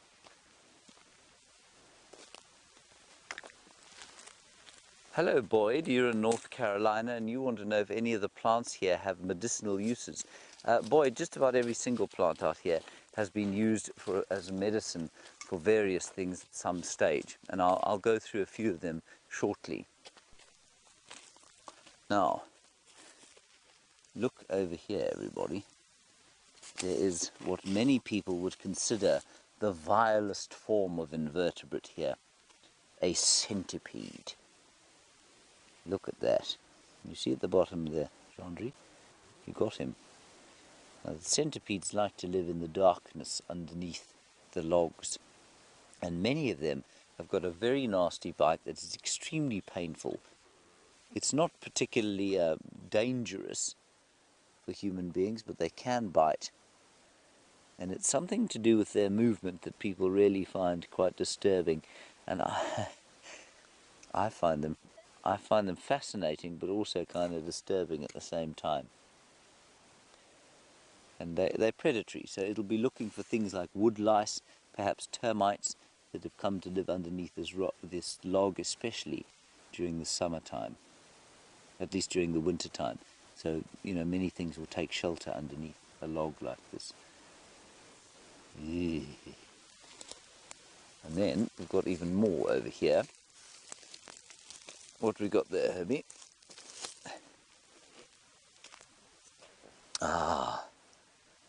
One of these amazing sub-log baboon spiders. Here it is. You see it there, Jean-Marie? That's one. There it is there. And it's part of the tarantula family. And they normally live in subterranean nests, but this particular species likes to live under logs. So that's what that is there. What they eat, I'm not sure, but almost every single time we found one of them underneath these logs, what we have found is also one of these things here. Now that may be because they share habitat. It may also be because this is what the spider is eating. That is the exoskeleton of the olive burrowing scorpion, and it's a highly toxic or highly venomous scorpion, but that's just the exoskeleton. The actual scorpion has long absconded. Now, I think it's far more likely than try and say that in a cold morning, Jean-Andre. Rather than that the spider has eaten the scorpion, I think what it's done is outgrown its exoskeleton, crawled out of it, and just left it there. It's often found in association with those amazing baboon spiders. Just look at the colours on that baboon spider, really amazing stuff. I think someone called African Princess, is that correct? Wants to know what my favourite bug is. Crafting Princess, there we go. Crafting Princess. You want to know what my favourite bug on these... I'm assuming you mean an invertebrate, so something that isn't a mammal or a bird or something like that. I think these baboon spiders are absolutely fascinating, and we had one during our our Father's Day weekend that had been paralyzed by wasps, and so we got some really good close-ups on them, and I found them absolutely fascinating. I'm not going to pick this one up because A, it'll harass it, and B, because some of the baboon spiders can be slightly venomous to human beings, not the ones that we find in the holes.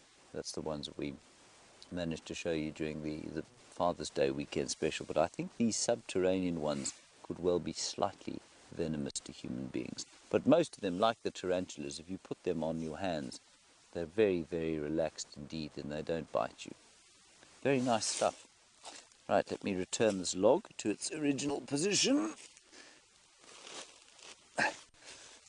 Try not to squash the spider.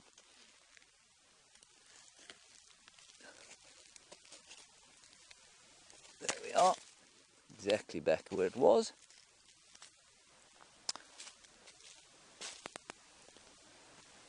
Kirsty, you're in Tennessee, and you want to know if anyone would like to eat that centipede.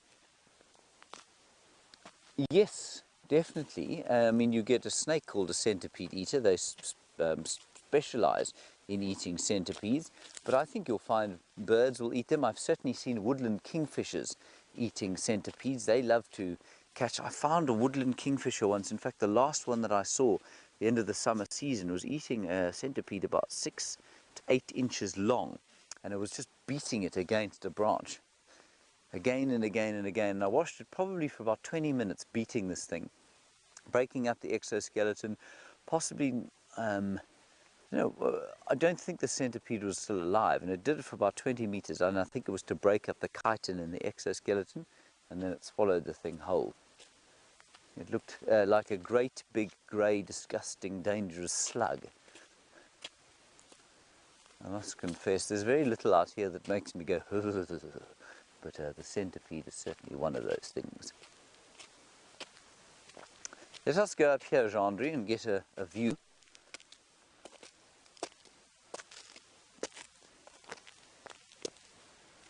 And also, I was hoping there were going to be some termites and a bit of warmth coming from this chimney stack, but it's been closed up on account of the fairly inclement weather.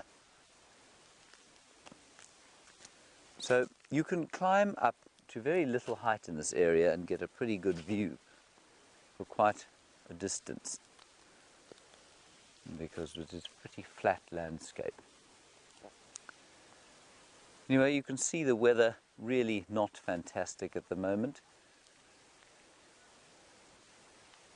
and the sort of brightness of the morning has been taken away by the greyness of this front coming through. Anyway, still a lovely day to be out. Let's go back to the sleeping leopard. We're going to continue off towards the west.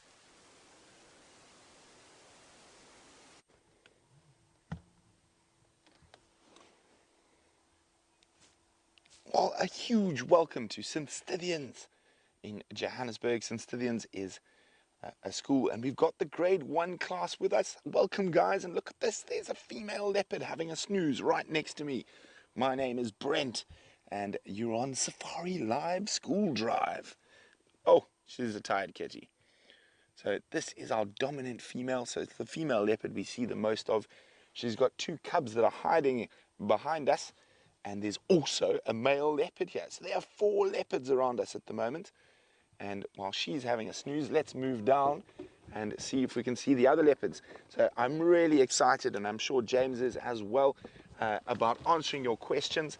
As I said, my name is Brent, and if you have any questions, give them to your teacher, and I'll see if I can answer them for you. So we're really lucky this morning. It's not often you have 4 leopards in one sighting. Normally you just see 1 at a time. Okay, so we're going to try head down to where there's an impala that this female caught yesterday, and the male has now stolen the kill from her.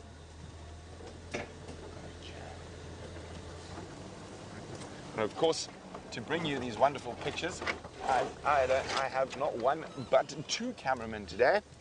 So we have Veerm and Zander on the back, who are bringing you the wonderful pictures and making me look good.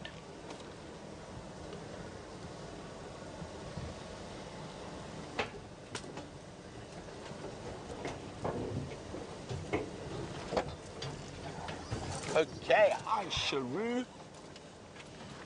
Sharu is wondering, how much does a leopard eat? Now, a male leopard eats on average about 8 kilograms of meat a day. Now, it doesn't eat every day. It eats normally every 2 or 3 days, sometimes every 4 or 5 days. But if we average it out, about 8 kgs a day, and female probably about 4.5 or 5. So that female there weighs about 35 kilograms. The big male we're about to see, once I hopefully don't get caught in the thorn tree, he weighs, probably this guy's quite big, he probably weighs close to 80 kilograms. Gotta watch out for the thorns, lots of thorns on here.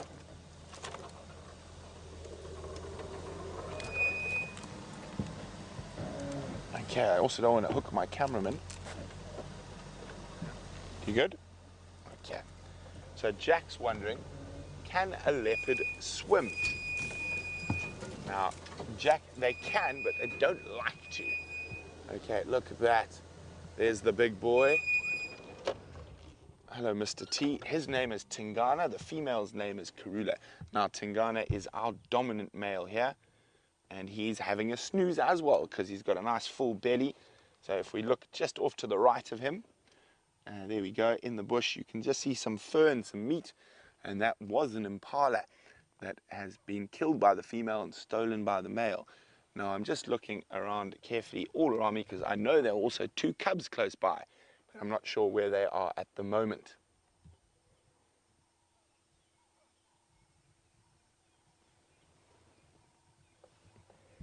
Now, big cats sleep a lot. So they sleep about 18 hours a day.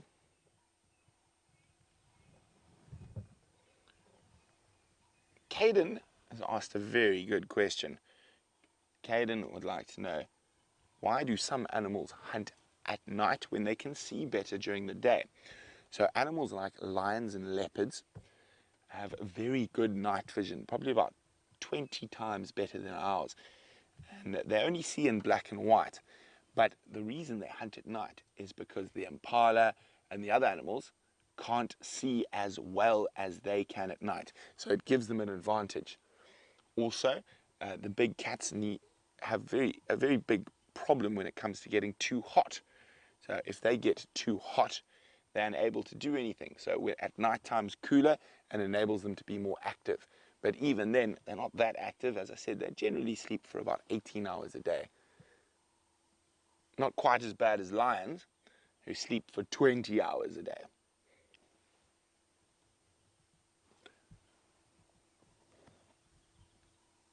I'm just trying to see, the cubs were sleeping close by, but I can't see them at the moment.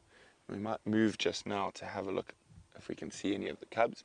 Now, also, I've got to keep watching to see if that female leopard comes down to join the male leopard.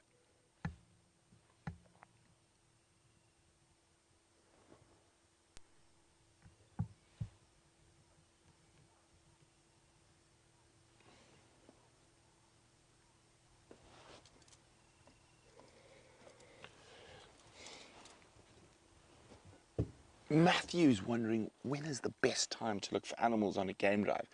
Well, Matthew, early morning, just around sunrise, and then again in the late afternoon. So it depends what animals you're looking for, but your big cats and your hyenas, that's the time when they're moving. During the middle of the day, it's quite hot and they don't like to move, and also during the dead of night, sort of around midnight, they also have a snooze. Look at that, you can see how pretty that boy is.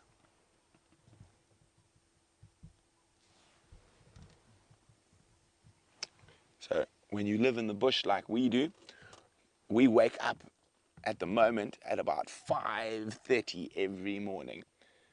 So you've got to be up early and to bed early if you want to live in the bush. Zachary's wondering, what is my favorite animal? Zachary, my favorite animal is the African wild dog. For me, they're the most exciting to follow, and they're always busy, not so sleepy like this leopard. But I like all the animals, Zachary, from the birds to the bees, the leopards and the lions, the elephants and the buffaloes, and also all the bugs. So guys, I've just got to talk on the Game Drive radio quickly. Oh no, he's talking to someone else. Yay! Now, one other thing that we look at quite a lot of that a couple of you might get a bit grossed out about is dung. And I'm going to let James tell you all about dung. Hello everybody, especially the kids at St Stithians School. Now, I was not at school at St Stithians. I was at school at a very small stone school, quite a long way from St Stithians, that many of you will know of. Quite a lot older than St Stithians. Anyway, welcome. It's lovely to have you with us. And you can see that I am lying in amongst a whole lot of dung here. Now, there's a saying in English that goes, one man's trash is another man's treasure. Now, my name is James, for those of you who don't know. How would you know? Because I haven't told you yet, and you are welcome to ask me any questions about this dung or anything else. And it's the same out here. One man's trash is another man's treasure. One animal's dung is another animal's food or even its home. So we've got a number of different kinds of dung here. The first thing is this elephant dung over here. This is a big piece of dung here. Now listen, before I carry on, just remember, if you ever go into the wilderness or into the bush, don't fiddle around with dung unless you know exactly what it is. If it's a herbivore's dung, so the dung of an animal that eats grass or leaves, well, then it's fine to pick it up and play with it because, well, it's just not very unhealthy. But a carnivore's dung, you all know what dog dung smells like. It's not very nice, is it? You'd never pick it up with your hands. And so we don't do it with lions or with leopards or with wild dogs or with hyena dung. So this is an elephant's dung, and you can see how many different kinds of things this elephant has been eating. Look, he's been eating leaves, see? Some leaves. He's been eating sticks. There you can see some sticks that he's been eating. He's been trying to eat grass, but there's so little grass in here. There might be a little piece of grass, but I think that's actually a piece of bark from a tree. And the best thing about elephant dung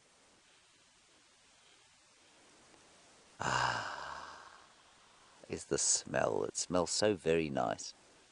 I know you don't believe me, but it really does. If it's not fresh, it smells delicious.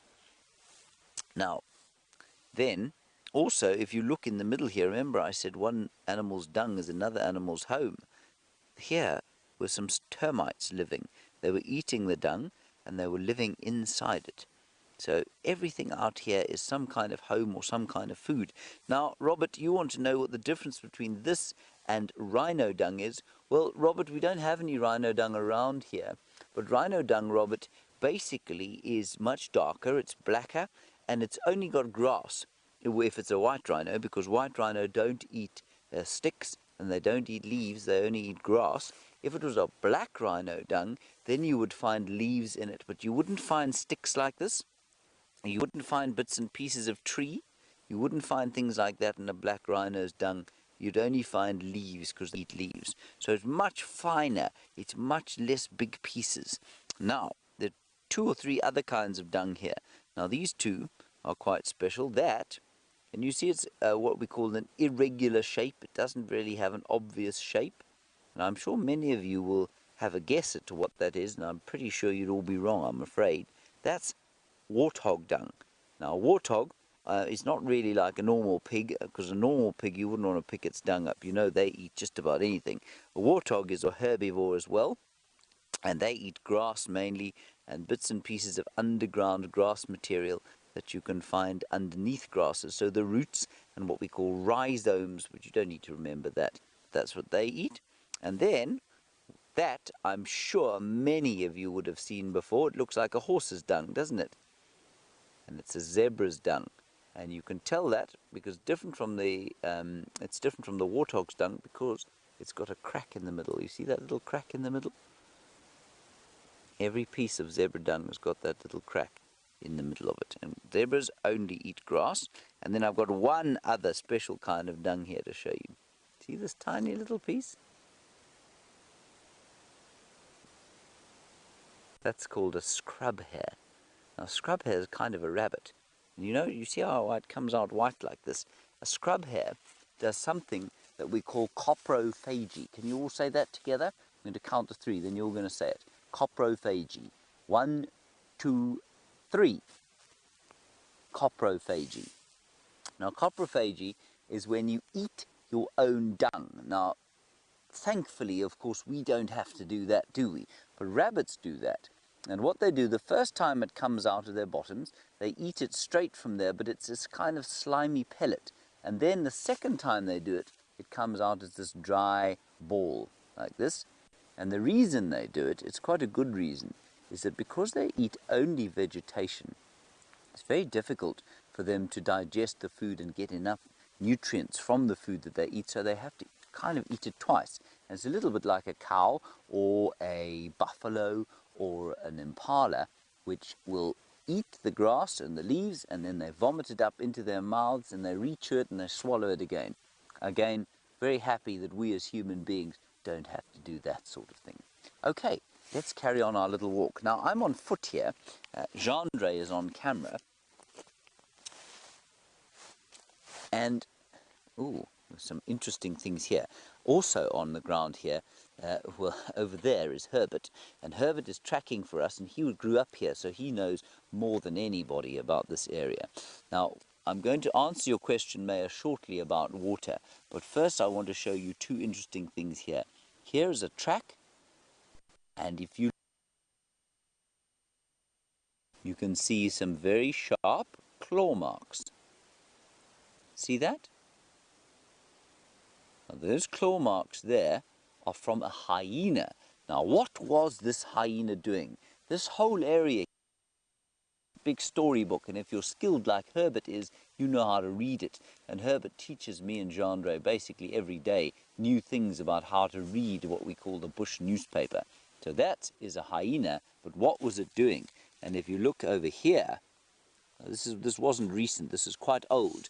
Here you can see another track of an animal that has no claws. See that? No claws? And that was a male leopard.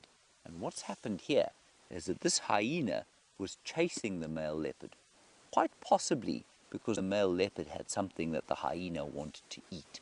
So, while we've been talking about a male leopard, let's head back across to Brent and see if he can show us more of those incredible leopards that he's got with him.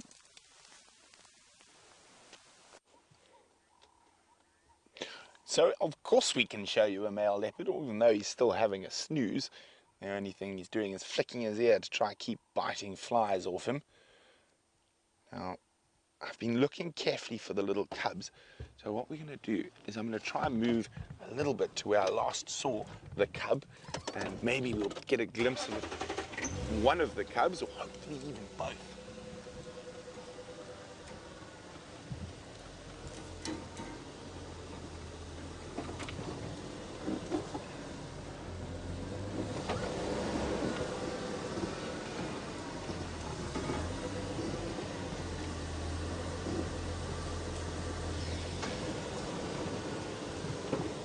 Okay, I think I can just see a cub. Let me just move around so I can get a view for you guys.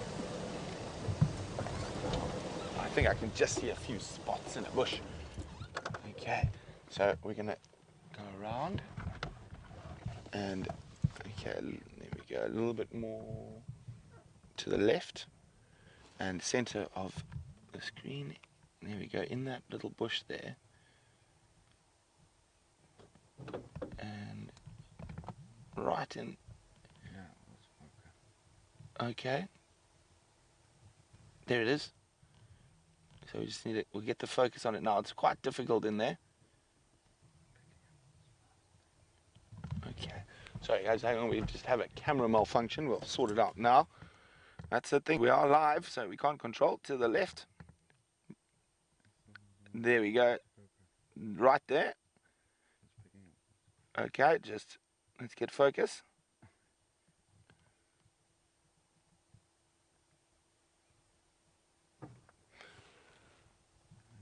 Okay, just sorry guys, we're having the camera seems to be stuck. We're just trying to fix it now. Okay, a little bit to the left. There we go. We've got.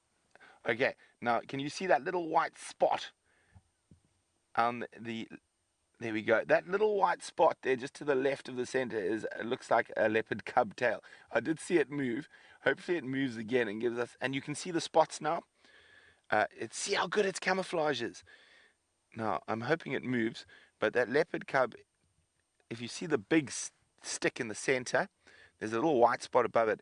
And if you go to the left of the big stick in the center, there's two branches going upwards. And just behind those branches is where the cub is. Vim, if you go slightly to the left. Okay, now center of the frame.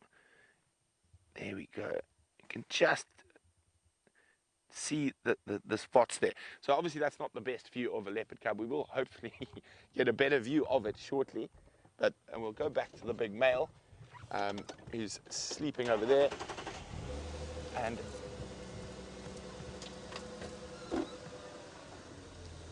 Chloe's wondering how we know the difference between a male and a female leopard. Well, Chloe, a male leopard is much, much bigger. Now I'm just trying to see. There we go. We can show you a bit more of the kill from here. So if we go into the bush here, the male leopard's lying right there, but you can just see the impala a little bit to the left. There we go. There we go. There's the impala kill.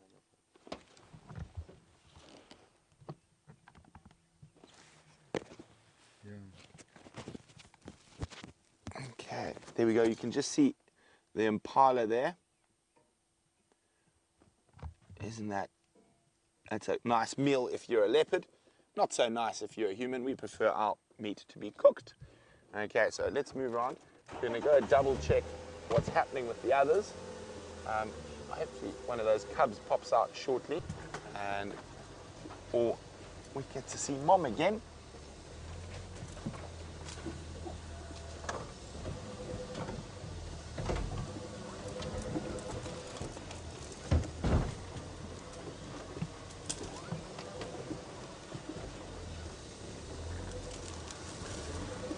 Okay, so I'm just trying to reposition here. Tamia is wondering what is the difference between a leopard and a cheetah.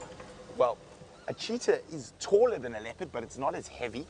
And one of the really easy things to tell the difference between a leopard and a cheetah is if you look at their eyes. So I'm going to show you a leopard's eyes because we've got a leopard next to us. It's going to be nice if we had a cheetah as well. It wouldn't be nice for the cheetah because leopards are much stronger than cheetah. Make sure I don't fall into a big hole. There we go.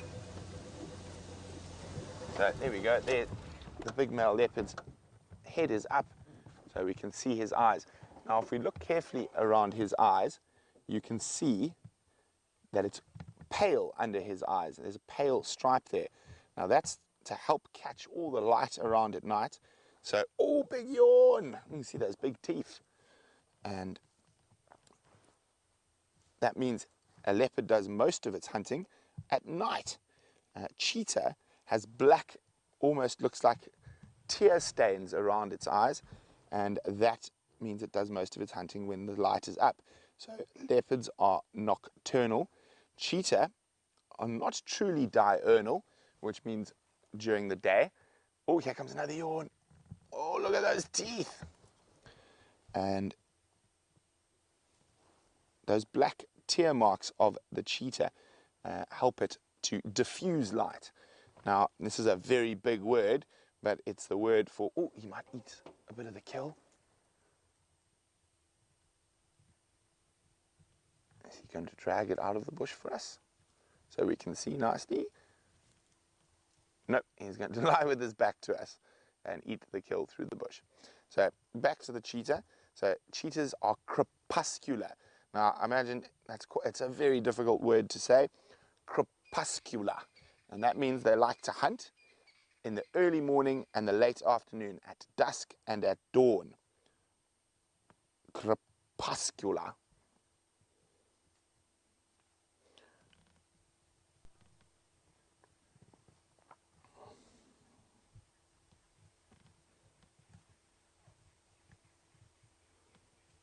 So, hi Dean and Nozzle, and they would like to know how long I've been a game ranger and what is the best part of my job. Well, I've been a game ranger since I was 18 years old, so oof, I've got to do some maths. So 15 years, and I've been lucky. I've grown up in the bush, so I've been living in the bush since I was younger than you, and I was always going to be a game ranger.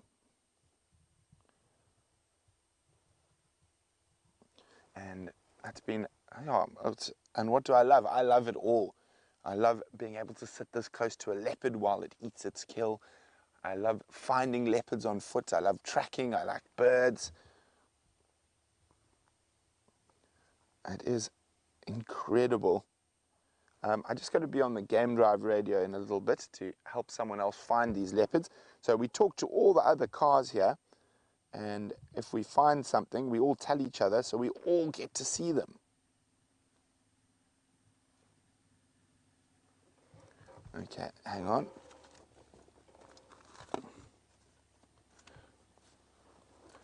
So while I talk on the Game Drive to try to figure out what's going on, James has found a fascinating crime scene to show you. I'm at a crime scene, everybody, and I'm bouncing around on a very, very strong piece of buffalo. It's a buffalo rib, and it's so strong that it can hold my weight. Now, come over here, Jean-Andre, and have a look at my hand. Oh, what I had in my hand, everybody, has escaped. It was an amazing beetle, and here it is. Here it is. You see it there, Jean-Andre? Just next to my finger, there's a beautiful starling-coloured beetle of green and blue and a bit of black. You see him there? And he's just moving along, and I think that he was eating, I've seen a few of them around here, I think they're eating the last little bits of meat that are left on this buffalo. Now, the crime scene that we were talking about,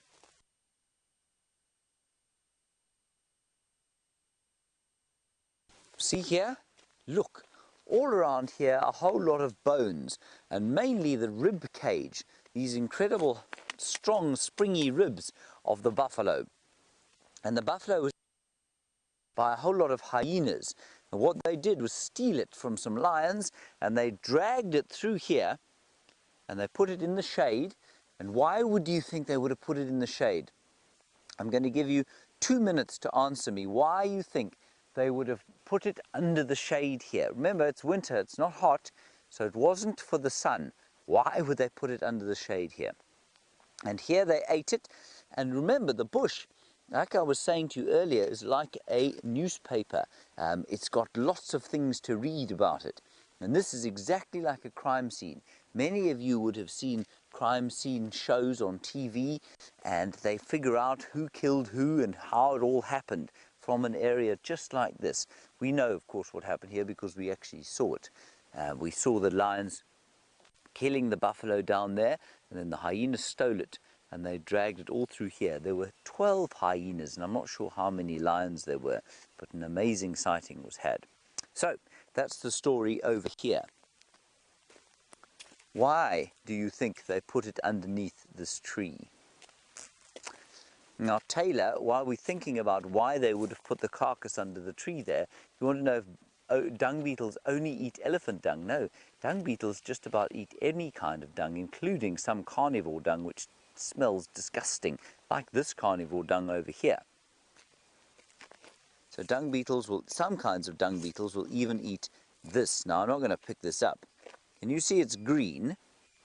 Now, there's only one carnivore that has green dung, and that is the hyena. And when it gets exposed to the sun, this hyena dung will go white. It'll go a plain white color. So that's quite interesting. That's hyena dung. Remember, Taylor, there are probably about 900 species, so 900 different kinds of dung beetles that we get here. So they eat all different kinds of dung. Let's just go back to the tree here and think about why it is that they would have pulled it under here. Remember, some of the major scavengers of this area are vultures. Vultures find kills and carcasses by flying up in the air, and they look. But hyenas are not scared of vultures, so they don't want to hide it from the vultures because of the vultures. But if vultures see it, and vultures start circling and they come down and land, lions and other hyenas from all around the area will see the vultures circling, same as we do as humans.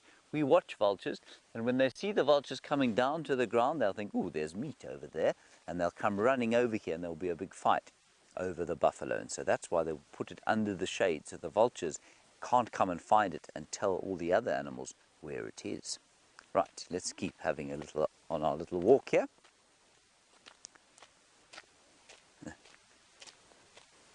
Hello, Rian. You're wondering if I've ever been charged by a wild animal. I have once or twice, Rian, but you must understand that that's normally because I've been very stupid. So animals out here only charge us human beings when they are afraid. And they are afraid of us because I know it doesn't seem like that often when you see a lion or an elephant or a buffalo, but animals are afraid of us because for many, many, many hundreds of years we've been hunting them. And so they're scared of us. So if you make an animal scared, then it will charge you. And so if I have been charged by elephants and sometimes buffalo and one or two lions, it's because I've made them scared, and that's not what we're trying to do out here. Out here, we want the animals to be completely comfortable with us. So when I get charged by an animal, I don't feel, yay, that was exciting. I feel, ooh, I've made a big mistake, and I've made I've made an animal upset. And so upset that it's decided to chase me. And so it makes me very sad when that happens. And Herbert's just showing us over here an amazing track. Look at this. Look at this. Now, look, I'm going to put my hand in the middle there. See my hand? Same size as the track in the square. This is the square track of a lion, a big male lion. And what's interesting here is that you can see the claws. Now, many of you will have house cats at home, and you know that your house cat doesn't have claws all the time. Only when they stick their claws out do they have claws. Now, a lion is the same. Now, why do you think that a lion would stick its claws out? Well, the same reason very soon at the Rio Olympics, because when he wants to run very fast, he wants to grip onto the ground. And so when he's just walking, he doesn't put his claws out. But here now he's chasing hyenas. I think they're probably chasing them off that buffalo. And so he stuck his claws out into the ground. He can get grip and run along like that. Now, it was quite wet here, but it hasn't been wet here at all during the dry season. And Maya, you've asked a very clever question about whether we give water or not to the animals out here. Maya, we do in some areas. So we do pump what we call pans, which is a natural sort of a bowl in the ground where we put water and then the animals can come and have a drink. But we don't have to give them a lot of water, and that's because they don't need to drink a lot of water out here. They're adapted, and that means that they're specially designed to living with not very much water. They can live with much less water than we can, Maya. Right, that's going to be it. So as I told you just now, they've been hiding the carcass from the vultures over there. I think that's all we've got time for with you kids, so I hope you have a very good day at school. Let's head back across to Brent.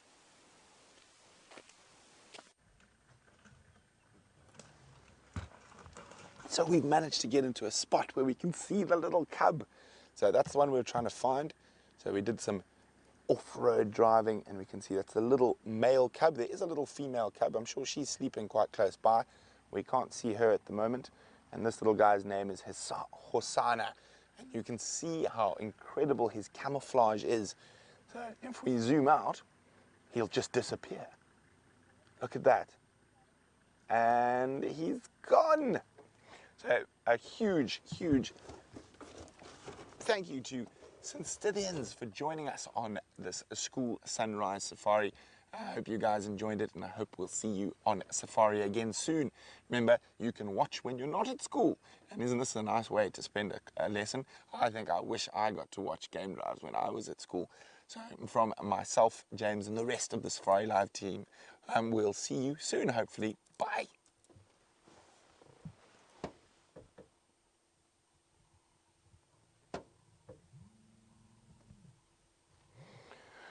So thanks very much for sitting with us through the school drive, guys. It is so important to develop the future conservationists of tomorrow. And there we go. We managed to get into a spot where we can just see Hosanna. He's still watching Tingana, who has dragged that carcass into an even more terrible place for us to see. Karula is still lying up just near there. We'll probably go make our way back towards Karula in a little bit. I just want to see if we can find young Shongile around. So I'm just going to sit quietly here, watch around us, and see if the little female makes an appearance.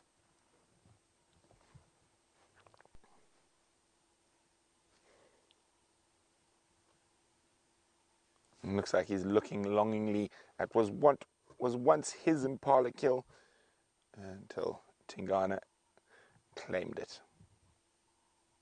Oh, look at that face. Isn't it just too sweet?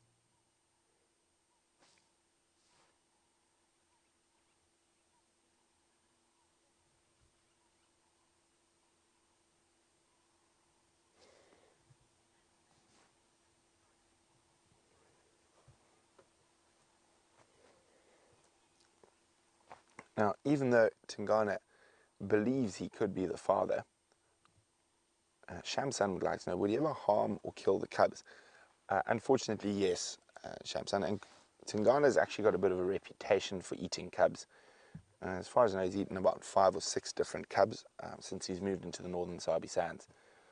But so far, he seems to have calmed down as he's become a bit older. Doesn't eat so many cubs, and he's been seen now with both Shadow's cub and with Karula's cubs, and he hasn't, apart from a couple of low growls, showed too much ill intention towards the cubs. I don't think it would be wise for them to try going anywhere near that carcass, though. That might not end well.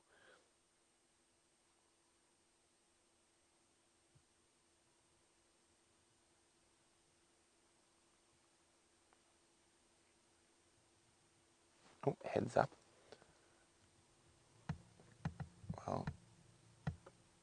Well, we're going to leave little Hosanna in his thicket, and I think we'll go back and sit with Karula.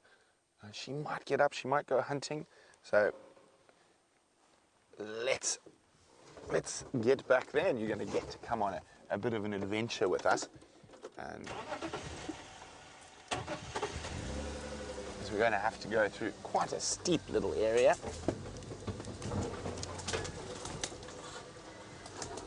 So Michael's wondering how much of the kill, oopsie, I nearly lost a camera operator. Michael's wondering how much of the kill did Karula and the cubs eat before Tingana arrived. I would say they'd eaten already about half of it when we left at the end of the sunrise safari yesterday. Here we go. And yeah, I would say probably half, maybe even a, oh, come back here. Don't steal my blankie. thorn tree. So probably about half, maybe even a bit more than half, before Tingana arrived on the scene. Tingana was on Chitwa Chitwa, which is to the south, during the sunrise safari. So it's difficult to say. I found something that I lost yesterday.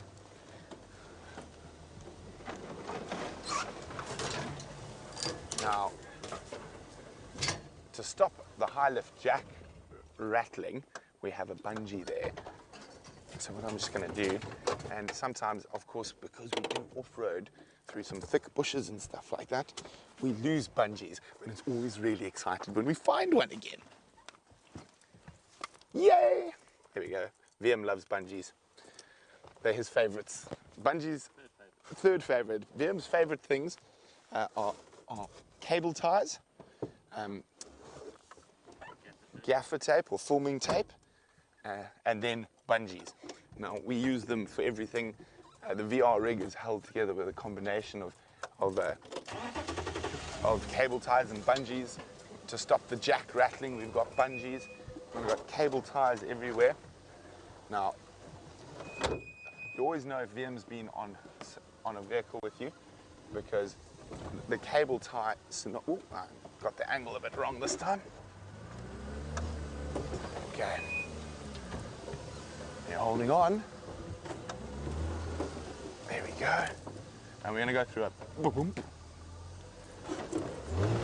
There we go. Through the dip. And then, again, operating in these areas, it's the 28-point turn. Gives us good, strong forearms.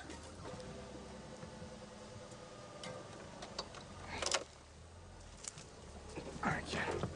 So, here we go. We'll show you. There's Tingana eating over there in the thicket.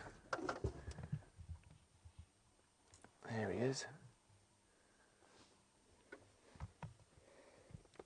Unfortunately, he's not in the best position for us to view with his back to the most accessible spot. So let's go see what Queen Karula is up to. Now, if any of you are new and happen to accidentally just stumble upon us, we're live. So when I say live, I mean literally you're about to watch me go through a thorn bush with my arm on a live African safari, and there are 4 leopards around us. There we go. That's why it's always good to have thick jackets, and we can use them to get through some of the thicker areas. Now, Sally's wondering, see, this is nice, this is the toilet paper tree. It's so soft in comparison to what some of the stuff we have to deal with. Oh, she's moved. Where has the queen gone? Ah, she's moved not too far. She's moved closer to where Tingana is. Okay. So sorry, Sally. Sally's wondering, do the cubs have a way of getting to Karula without going past Tingana? They'd have to go past Tingana, but if she wanted the cubs with her, she would go to the other side of the drainage. It's hard work having lots of little cubs jump on you all the time, and especially when you've got to keep them fed. Okay. We might be able to actually see Karula and Tingana from one spot.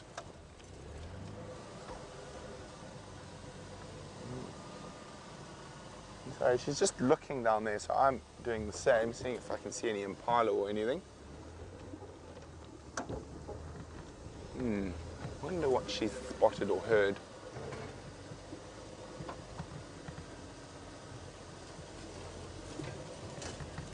And there is the queen.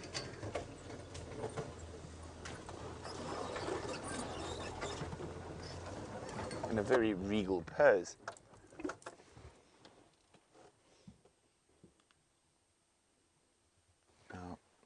If we come out a little bit wider, so wait, there's my hand, there's Karula. Tingana's in that thicket. We can't actually see him from here, but I can hear him crunching on the bones.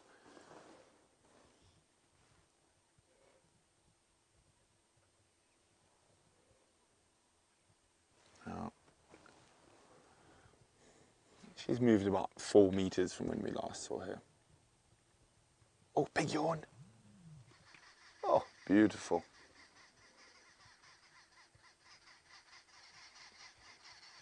And it is excellent that she's spending more time within our Travis area. And as the cubs have got bigger, she seems to be bringing them and spending more time on Juma, which is of course excellent for us.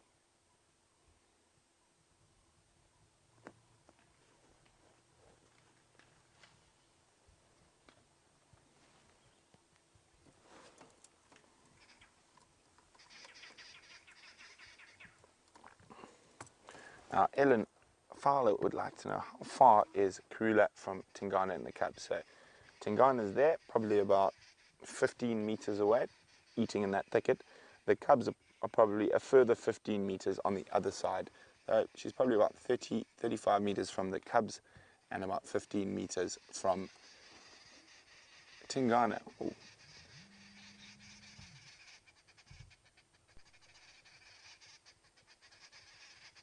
There we go. The beautiful queen of Juma.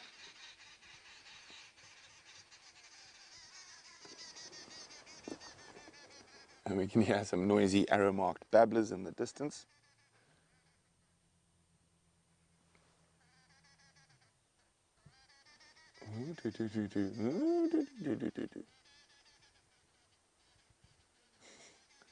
Very aptly named bird. Now, Karula is staring at the moment directly at where Tingana is, or was.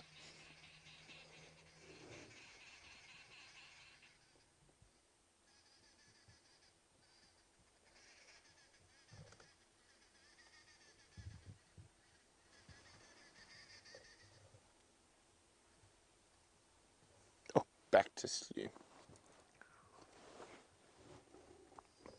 Back to snoozing. Felicity is wondering, is there some sort of behavior that Tingana is showing that makes her know it's safe to keep her cubs there? I'm just going to side forward a bit.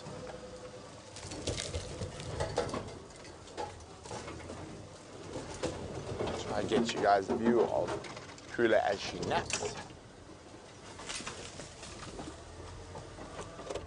There we go, that should do it. So Felicity, I will back to your question now. We just got ourselves into a slightly better position. And here he is, curled up in a little fur ball. So Felicity, probably the fact that he hasn't tried to eat them might reassure her. That he's far more concerned with the carcass than actually trying to chase the cubs is probably the most reassuring. There we go.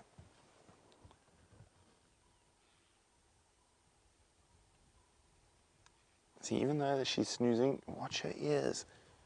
They do move from time to time. If she hears a noise in a certain direction, try to figure out what that noise is, whether it's worth investigating.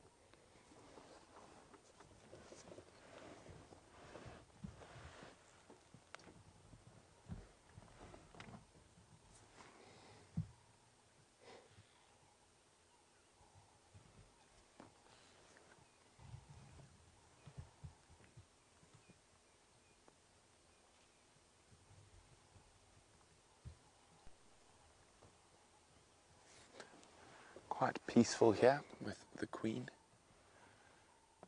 I can still hear Tingana munching away.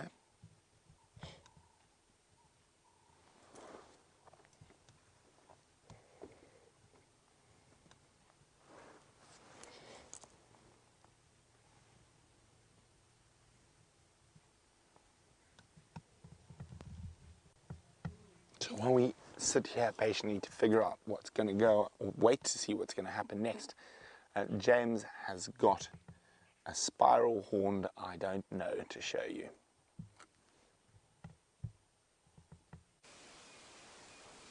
Seems to be day of the Nyala for us, everybody. These two are mercifully in much better condition than the other two we've seen today, which were inescapably dead.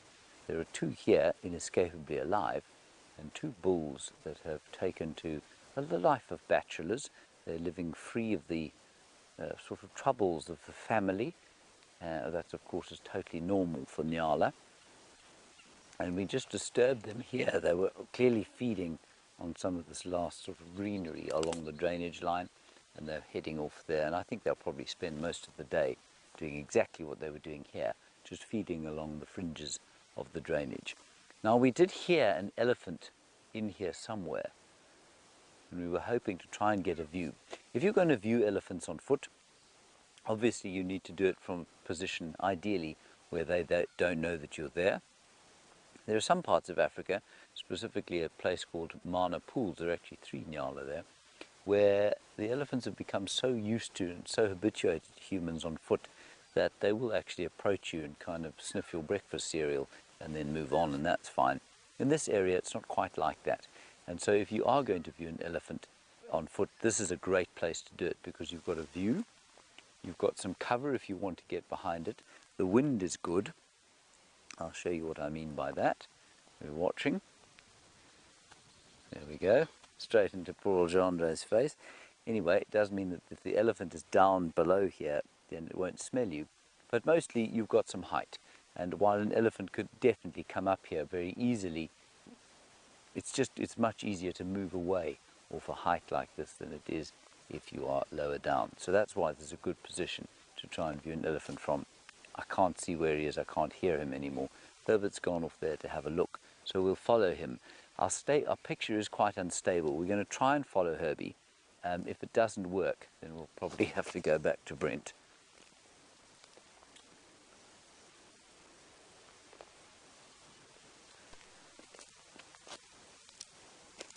Watch out here, Gendry. You can hear, maybe you probably can't, but there is a grey go-away bird going. You like that, Gendry? That was a really good impression, in my opinion.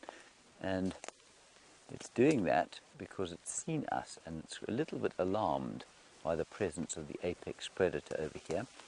And the nyala is still watching us quite carefully from through there. He doesn't know what we want. Very concerned. And as those kids were asking about earlier on, have I ever been charged by an animal? And it's a continuously amazing thing to me how terrified of us animals are. I mean, if you corner a nyala, it will absolutely take you to pieces because it'll see no other option.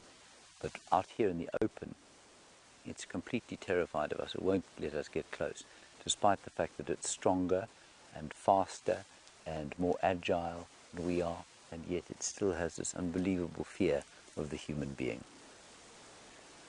And that, of course, is why it's relatively safe to walk in these areas, if you know what you're doing, and if you're relatively aware of what's going on around you. Astoundingly, the signal seems to have held, which is wonderful. There's Herbie up top there, just here having a look.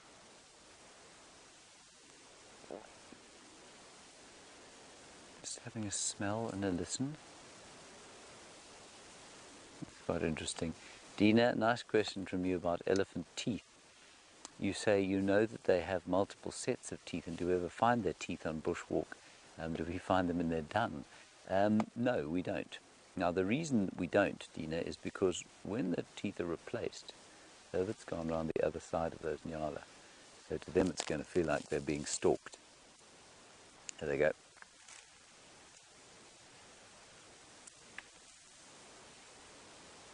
They have taken off at an unbelievable speed. Herbie didn't realize they were there. And so quite by chance they found themselves sandwiched between 2 predators that they're terrified of. And they took off an unbelievable speed. Sorry about that, Nyalas. That's actually not great to see, but it's not really our fault. We didn't do it on purpose. Dina, when an elephant loses its teeth, they don't fall out, they wear down. So when they're replaced from the back, by the time the new molar is fully in place, the front one has disappeared completely, so you wouldn't see that. I have seen elephant teeth. They don't fall out though, so you only ever find them in the bottom jaw of an elephant. We don't find many jaw bottoms from elephants because they do get dragged away by hyenas when the elephants die, and also because the elephants often die close to rivers and their bones tend to end up in the river systems. And so we don't often find elephant jaws, but their teeth don't fall out of their skulls like ours do? Nice question, that, Dina. I've never thought of it like that. We just say that elephants lose their teeth, but we don't often explain how that happens. Oh, here we go. Look at this. Look at this. This is a potato bush, everyone. Now, it smells like McDonald's potato chips or crisps during the night, and during the day it doesn't smell of anything. But it's these little bits and pieces here. Can you see the kind of copper red flowers and buds? It's those that smell like potatoes during the night. Now, this has been eaten by various animals. I suspect those nyala have been having a go at this. And obviously the greatest damage we've seen is caused by elephants. And now, the name is amazing to me, so I'm going to have to get it again. Hang on a sec. Elu Nyabi. Not heard that one before, have you, Jean-Andre? It's not a common name, is it? Elu Nyabi. Elu Nyabi, you want to know how big an area an elephant will destroy in a day? That's not a question that's answerable for two reasons. The first one is that elephants don't destroy areas. We've got so used to using negative terms when we talk about how elephants operate in an area. They don't destroy areas. They do break trees, but that's creating homes for other animals. It's creating habitat for other trees. It's creating habitat for other plants. So while it looks destructive, especially if we look over here, for example, this looks like complete destruction.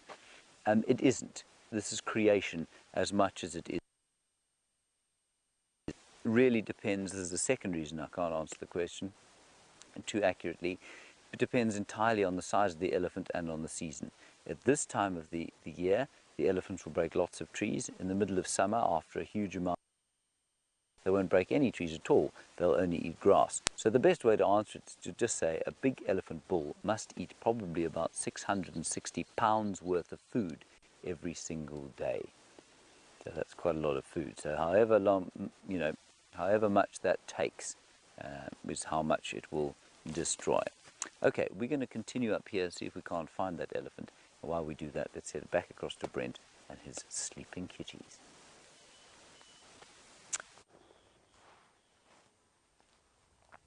Well, the Queen has not moved a muscle since we've been gone, so we're just sitting here patiently, watching, waiting, and we're just waiting for the other vehicle to move. There's only one spot to look at Mr. Tingana, and even then it's not the greatest, so we might go have another look in that spot,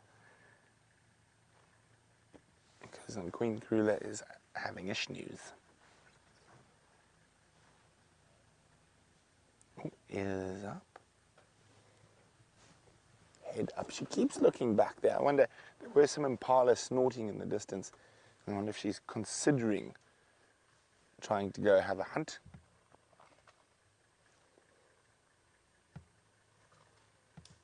I must imagine it must be quite frustrating to lose your killed male leopards.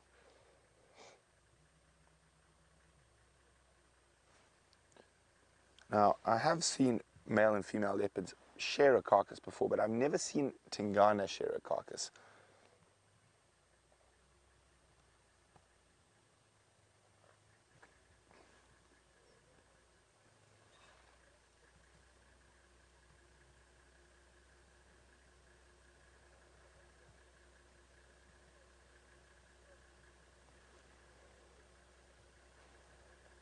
I can't hear any bone crunching at the moment, so maybe he's gone back to snooze.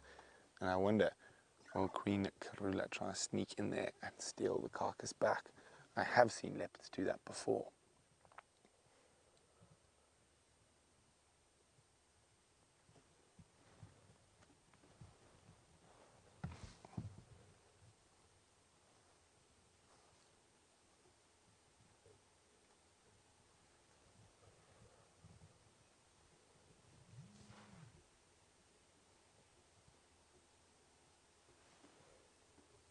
Ears up, but eyes are closed.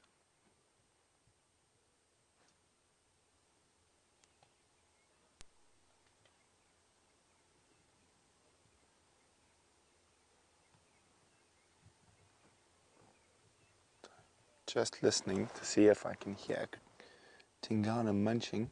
I can't. There can't be too much of that carcass left.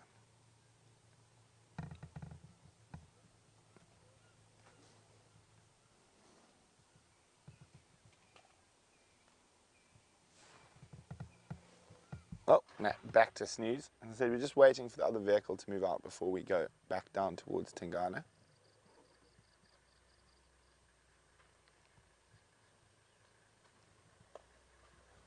So just to let you know what else has been found out there this morning, there's an Nkuhuma lioness mating with a Birmingham boy. I'm not sure which one, but they are to the southeast of Cheetah Cutline. Pretty sure there should be an Nkuhuma or three still on property somewhere.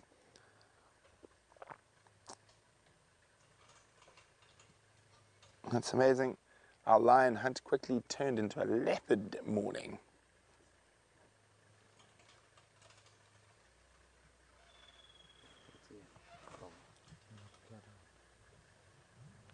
So Megan's wondering why a leopard doesn't need to drink water, and James was discussing it a bit earlier.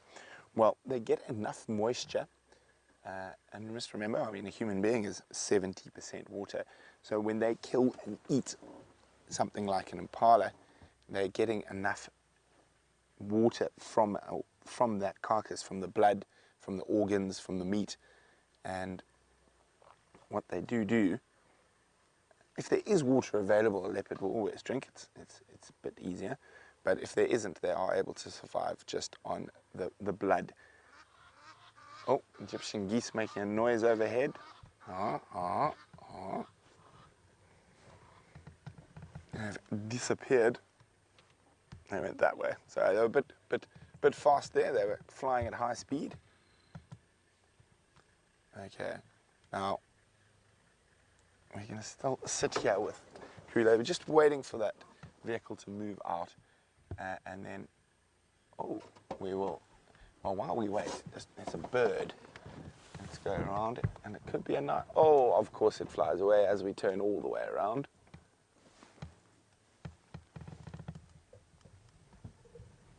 Okay, so you can hear the vehicle, and it's quite a tricky spot to get in and out where Tingana is. And we're lucky, we've got a short wheelbase vehicle, so it's a bit easier for us to maneuver around in these drainage lines and thickets. As I said, I'm not hearing any bone crunching at the moment. So let's have a look at Kulo. Her head's up, but her eyes are still closed.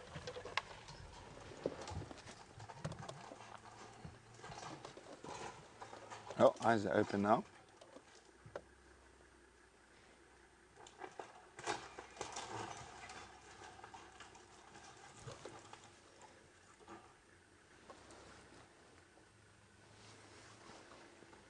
Oh, it's tired kitty. So luckily, I think Kulo and the cubs did manage to eat probably a little bit more than half of that carcass before Tingana stole it. Okay, it's nearly time to move and go have a look at Tingana again. But James has stumbled upon the creature he was looking for. So let's go have a look.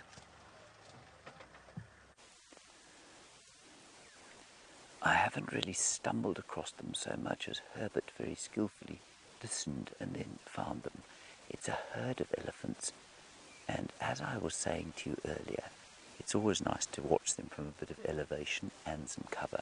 We're standing on the top of a very large termite mound. They are approximately, I'd say about 75 meters away from us. That in feet is about 180 to 200 feet away. So we've got some good space between us and them. The wind is blowing straight from them towards us, which means they won't smell us. I'm in grey, which is a very good colour to be out here. Chandra is in khaki, which isn't the best colour, but it's not bad. And so even if they were to look up here, because of the cover between us and them, it's unlikely that they would see us. The eyes are not bad, probably about as good as ours, but I don't think they'd see us because they wouldn't be looking for us. And likewise, if they were to see us, they probably wouldn't react too negatively. If the matriarch was feeling threatened, she might sort of take a few steps towards us, in which case we just disappear over the back of this termite mound and abscond into the bushes. And that's basically the best way to view elephants. So probably about 8 or 9 of them, I am guessing from the sound there. You've got a youngster there that you can see, and another big one moving into view now. The other thing this hike does provide us an opportunity to see exactly where they're moving, so that before anything untoward can happen, we can actually see exactly where they're going and what the direction of the herd is. Isn't that nice? There's something very profound about being semi-exposed to elephants like this. It's calming on one hand, but on the other hand it's kind of just makes you catch your breath a little bit, which is great. You know you're alive and want to remain such. Not so Jean-Andre. Andre's shaking his head. He's not sure if he wants to remain alive, but I do. I know I do.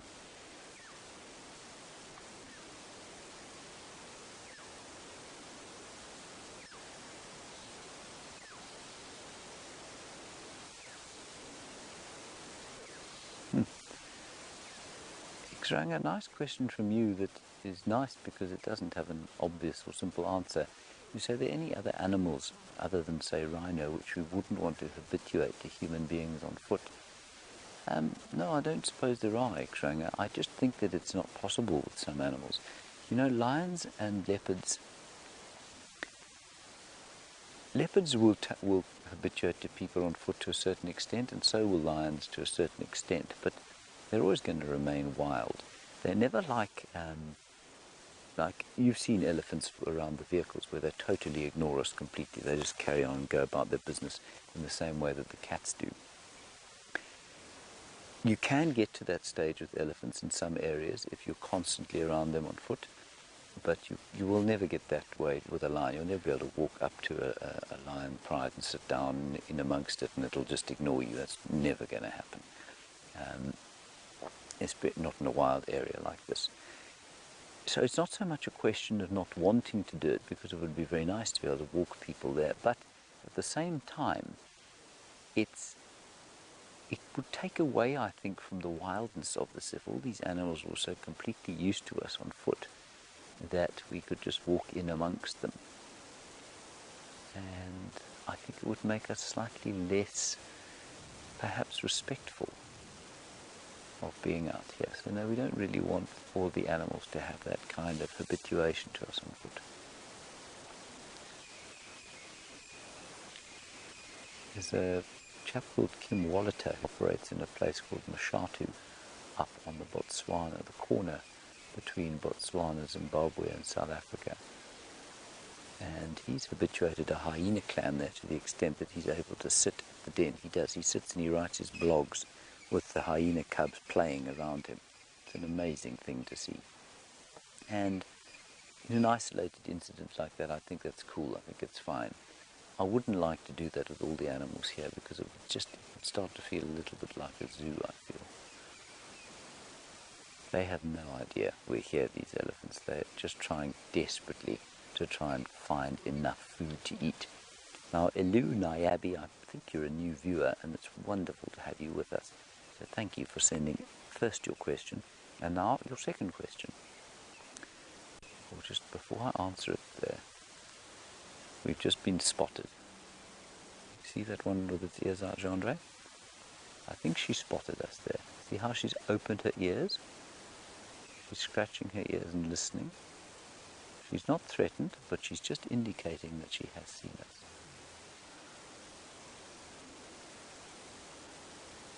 Now we are 200 feet from them, so we're in no danger here. But that thing that she's doing there with her ears is saying, I've seen you, and I'm not that comfortable. She'll now tell the others around her if that threat to her feels substantial. I don't think it does. She's still kind of flicking her tail normally, but she's most certainly spotted us up here. The rest of the herd is just carrying on. she's the oldest that I've seen so far.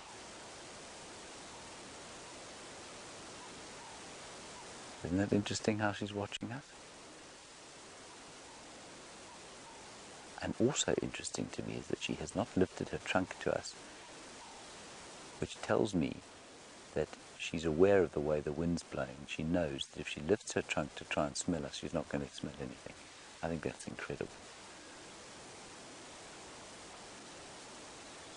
But just to reiterate, we're in no danger here. They're not very threatened. She's just become aware of us. That's all that's happening there, and she's letting us know that she's aware of us. So we're not in any shape, way or form going to try and engage in some sort of rebel extreme experience here. We're just going to view them here, and if it looks like she becomes even slightly more threatened by us, we'll move away. So while we wait and see what happens, Elu Nayabi, you want to know who the leader is, or what? You'll find there that that's the matriarch, probably, and she's gathering now the others towards her. There's a little one, two little ones moving towards her, and I'm sure that she's spoken to them very quietly. So the basic, now we've been spotted by another one, the basic social structure is a matriarchal society where the biggest female will lead the herd. Not the biggest, the oldest female will lead the herd.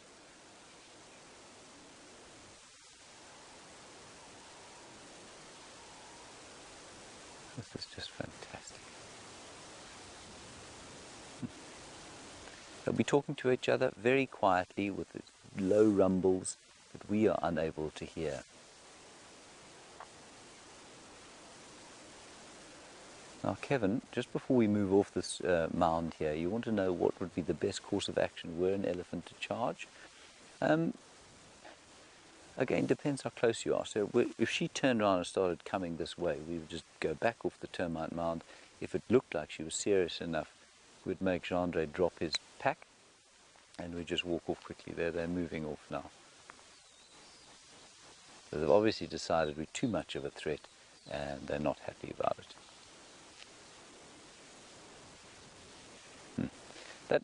That makes me sad that that's happened, because we were watching them and it was all so calm and so nice, and obviously they are threatened by us, and so they've moved off, which is not ideal. Ideally we should have moved off before that happened, I think, but we couldn't tell when it was going to happen. All right, wonderful sighting. Let's head back to the leopard, and Brent, we're going to head slowly back towards the north.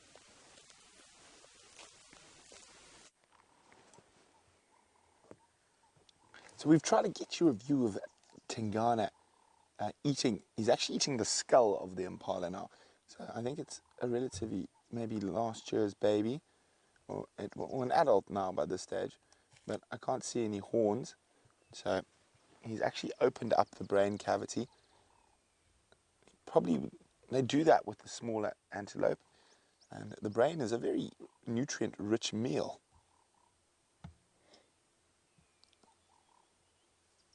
I can hear some more impala snorting in the background. So there's lots of impala around. Hopefully one just meanders into where Karula's lying. It is possible.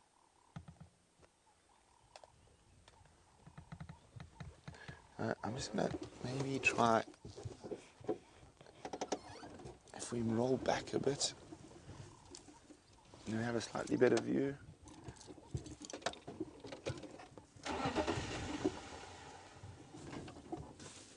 Just trying to see if I can find a little window through the bushes. No, I think where we were was best.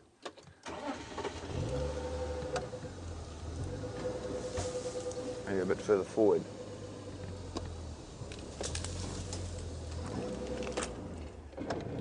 Okay, you can see where his paw is.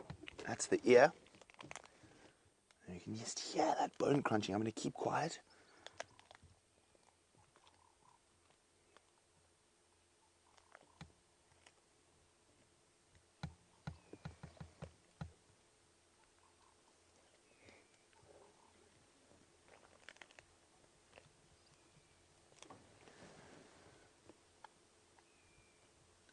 Sharp piece of bone.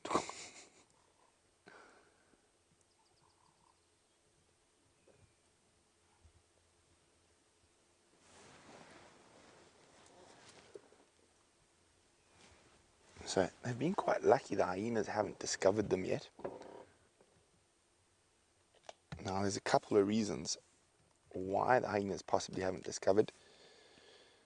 The first is that there's still that elephant carcass that the hyenas are all feasting on in Buffel's Hook.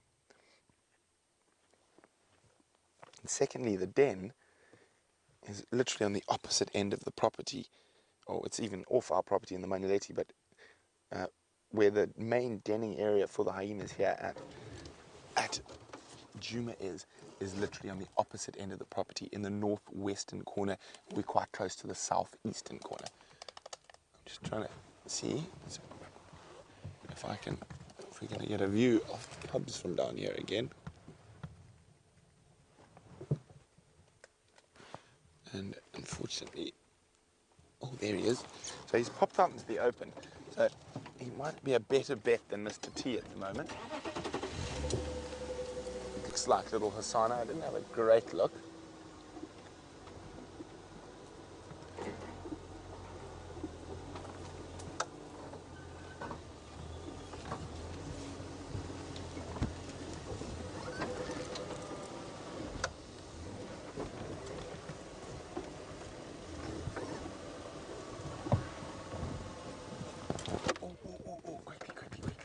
There's a Franklin coming right towards him.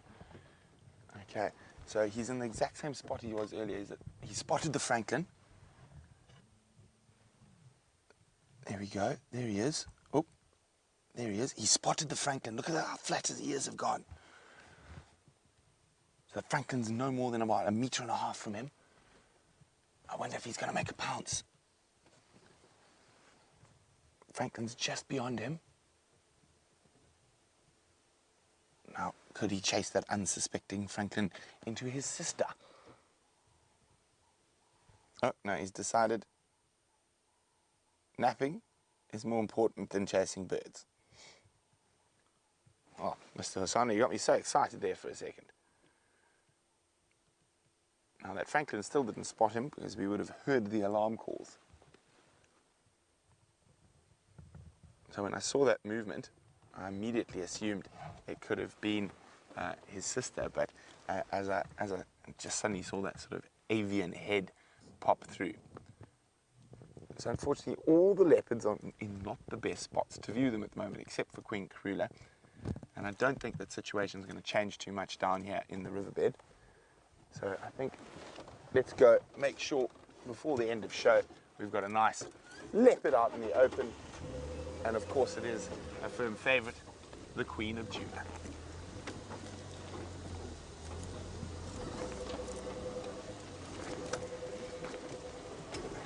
I'm just going to do that roundy, turny, turny.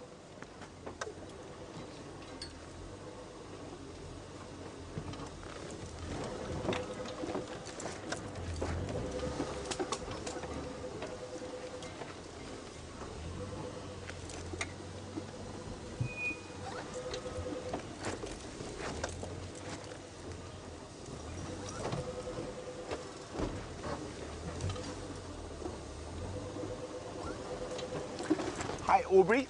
Aubrey is 18 years old, and Aubrey would like to know, do I think leopards are nicer to their cubs than lions are? Probably not, Aubrey. You've got to be tough to survive out here in the African bush, and I think the tough lessons dealt by the parents, or in particular with leopards, the mothers, we don't want to fall into the hole, are very, very important in having that cub survive, because it is tough out here. You've got hyenas, you've got lions, you've got elephants, so you've got to be have a bit of a mean streak in you to survive.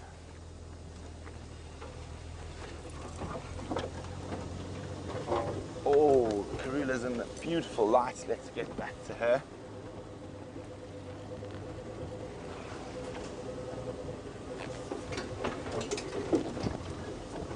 She's still napping, soaking up the morning rays. I'm quite happy. The sun seems to have won the battle with the clouds.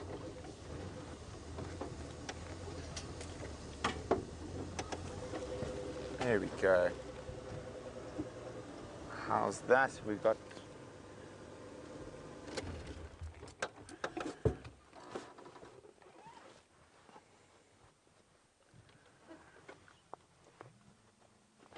hi, Joey.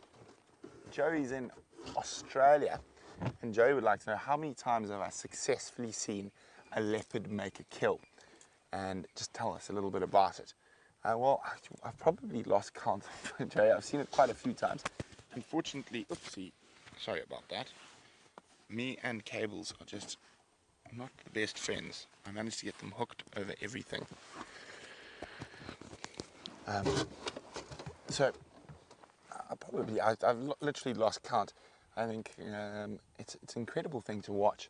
They're such great camouflage artists, and when they're stalking, the movements are almost, they move so slowly it almost doesn't look like they're moving at all.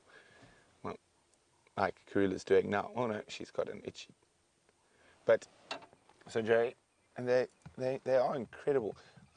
One of the most fascinating ones I've ever seen is I saw a leopard drop down from a tree and grab a duiker. Now that is very unusual. They normally do most of their hunting on the ground. It's quite dangerous to drop from high onto an animal. You can injure yourself, and of course any injury could be very detrimental towards these big cats, as it impedes their hunting prowess. Now, I'm trying to think. I've seen leopard kill a lechwe a couple of times. I've actually seen a leopard drown a lechwe in the Okavango Delta. Caught it and then held its head underwater in very shallow water. I've seen them catch warthogs. I've seen them catch kudu. Of course, impala, quite a few impala. I think another one of the strangest leopard kills I've ever seen actually was here on Djuma, but it happened to be while we were off air, unfortunately. And we saw Quarantine kill a side-striped jackal. That was quite fascinating. The jackal was actually being chased by hyenas and ran straight into Quarantine, and he killed it. He didn't manage to kill it, actually, he just bit it in the middle of its back. And then the hyenas arrived and chased him up a tree, and then that poor jackal was struggling to get up. It had a broken back and was making the most terrible distress calls. And then hyenas rushed in and killed it, finished the job, and ate it. Oh, sleepy kitty.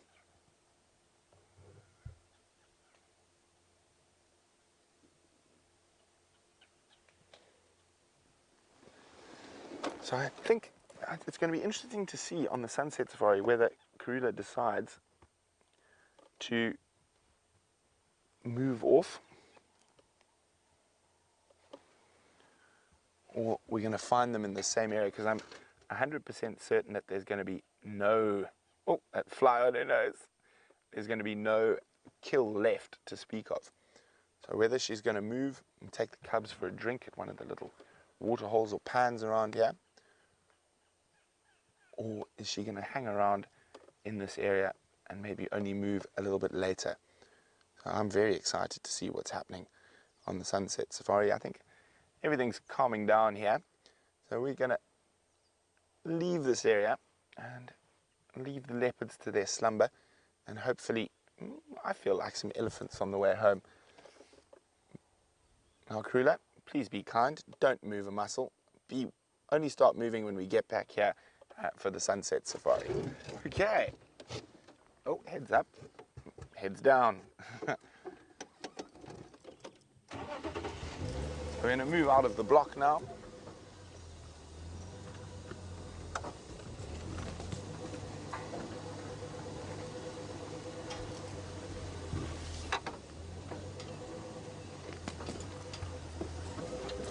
But it has been an incredibly interesting morning. That Karula left the cubs very close to Tsingana while trying to hunt those impala, but she has come back.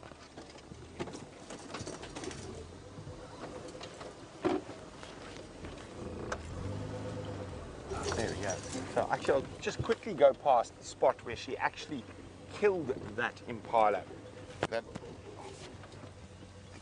sorry about that. door handle is my enemy today. Okay, so she killed that impala on this seep line. So the impalas like feeding in these areas, but she's got great cover on the edge. So to continue with what Joey was asking about, is that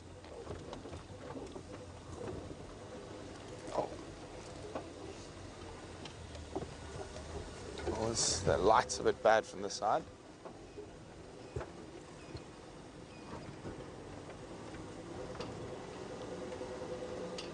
There we go. So you see that little dark patch over there,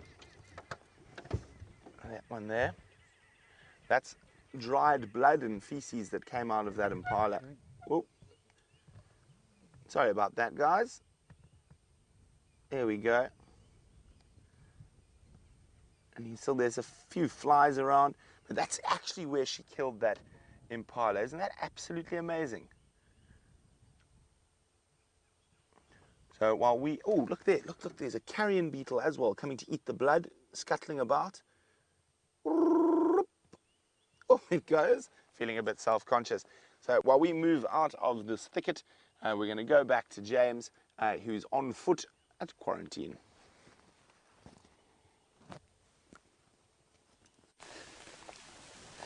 I am not on foot, everybody. I am in the sky, flying like a bird. Not really, I'm in a tree. A very small, scraggly little marula tree that I just felt like I should climb up. Now, we had a question about how many different kinds of trees there are in this area. It's from Kim Kim. Kim Kim, I suspect the number of tree species, if you were to count them all, for Djuma would probably be about 150 or so. But in the Kruger region, in the entire Kruger region, you'd probably find 900 or so different species of plants and shrub. And so, I'm just trying to think, maybe about 200 around Djuma, but there are lots of different habitats in the Kruger region and in Mpumalanga and Limpopo, and so different kinds of habitats do spawn far different suites of vegetation than, for example, you would find a much greater variation in the vegetation than you would find perhaps in the animals. So I think that's probably how many there are in this area. I couldn't tell you for sure though. Right, we're going to say goodbye to you, I think. Now, are we, Rebecca?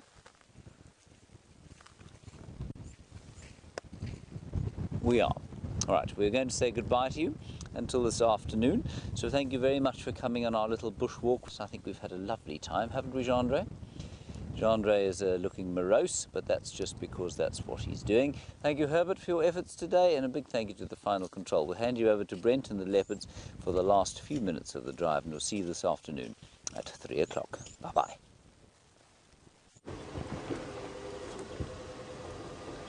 So we're still trying to extricate ourselves from the thickets here, and I think I've got a good way following up that seep line that we went looking for Karula hunting on earlier.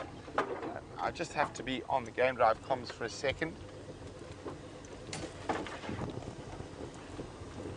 Ephraim.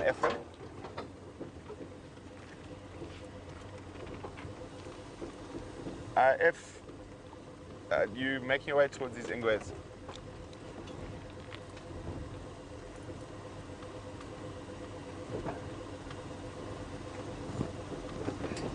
Sorry about this.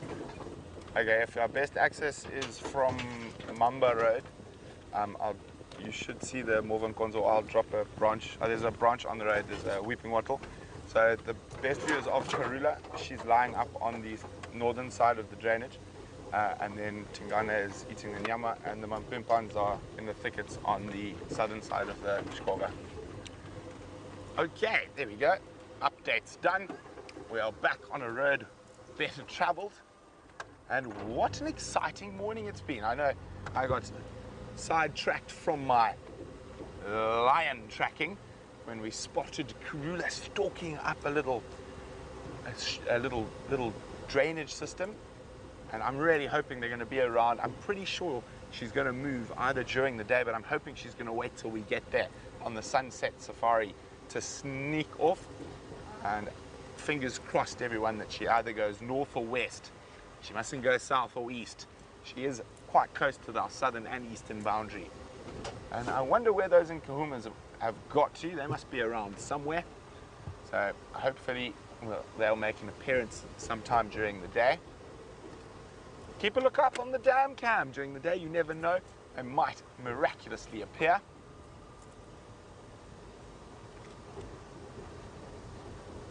And everyone must be nice to Zander, who's getting the grips on the cameras. It's very different shooting live from shooting to shooting normal documentaries where you have time to level your tripod, take your time. And whereas here it's go, go, go, go. And especially when he's got difficult characters like James and myself to deal with. Jamie is, of course, sweet and lovely. James and I are probably not. And I'm sure Zander will get the ropes very quickly, but just bear with while he gets used to the live safaris. He's got good mentors in Viam and Jandre, and of course, Brian Joubert and the creature that controls him, the thumb, will be back today. So that's very exciting to have Brian coming back from holiday. I'm sure he's going to be very well rested and in the most jovial of moods.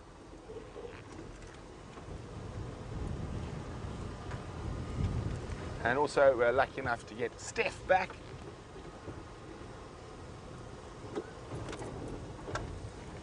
So dispatch is wondering, where do we live? Well, we live at the DRC, and of course that is not the Democratic Republic of Congo. It is the Djuma Research Camp. So half our team, or a bit more than half our team, live there, and then a couple of us live at Inga's, which is one of the landowners. It's her private house on Djuma, which is on the other side of quarantine from the DRC. But we have all our meals and meetings and all that type of stuff at the DRC, where the majority of the crew lives. Dispatch would also like to know, what's it like living here? Well, I think it's quite wonderful, and I think most of our crew would agree. We do love being out in the bush, and we're extremely part of that rare breed who really, really love their jobs. And we work with an incredibly passionate bunch of characters. And it's a really incredible social dynamic that we've got there, because you could not have more different personalities and people, and somehow we all just seem to gel really well, which is great, because we not only work together, we live together. There's no going home after work. Home and work are one and the same. Oh, hello. We got some lovely kudus, some female kudus. And off they go. They're just moving around now that it's a bit warmer. Going to head towards the crests and start feeding on all the different leaves. But from Viam, Zander, and myself here on the Rust Bucket, and the rest of the SafariLIVE crew, it's been a wonderful having you on the Sunrise Safari with us. And I'm sure James has kept you up in stitches, climbing trees, termite mounds, seeing elephants on foot, and we were incredibly lucky to spend almost our entire drive with the incredible leopards of Djuma Private Game Reserve. And I'm definitely going to try and make my way back there on the Sunset Safari, and it's going to be fascinating to see how that dynamic plays out. Hopefully, as well, as I said a bit earlier, the Nguma Pride makes another appearance, and the clouds have been beaten away by the sunshine, which puts a smile on my dial, and I'm looking forward to a cup of coffee and getting ready to do it again in a few short hours on the Sunset Safari. So a toodaloo, and we'll see you a little later.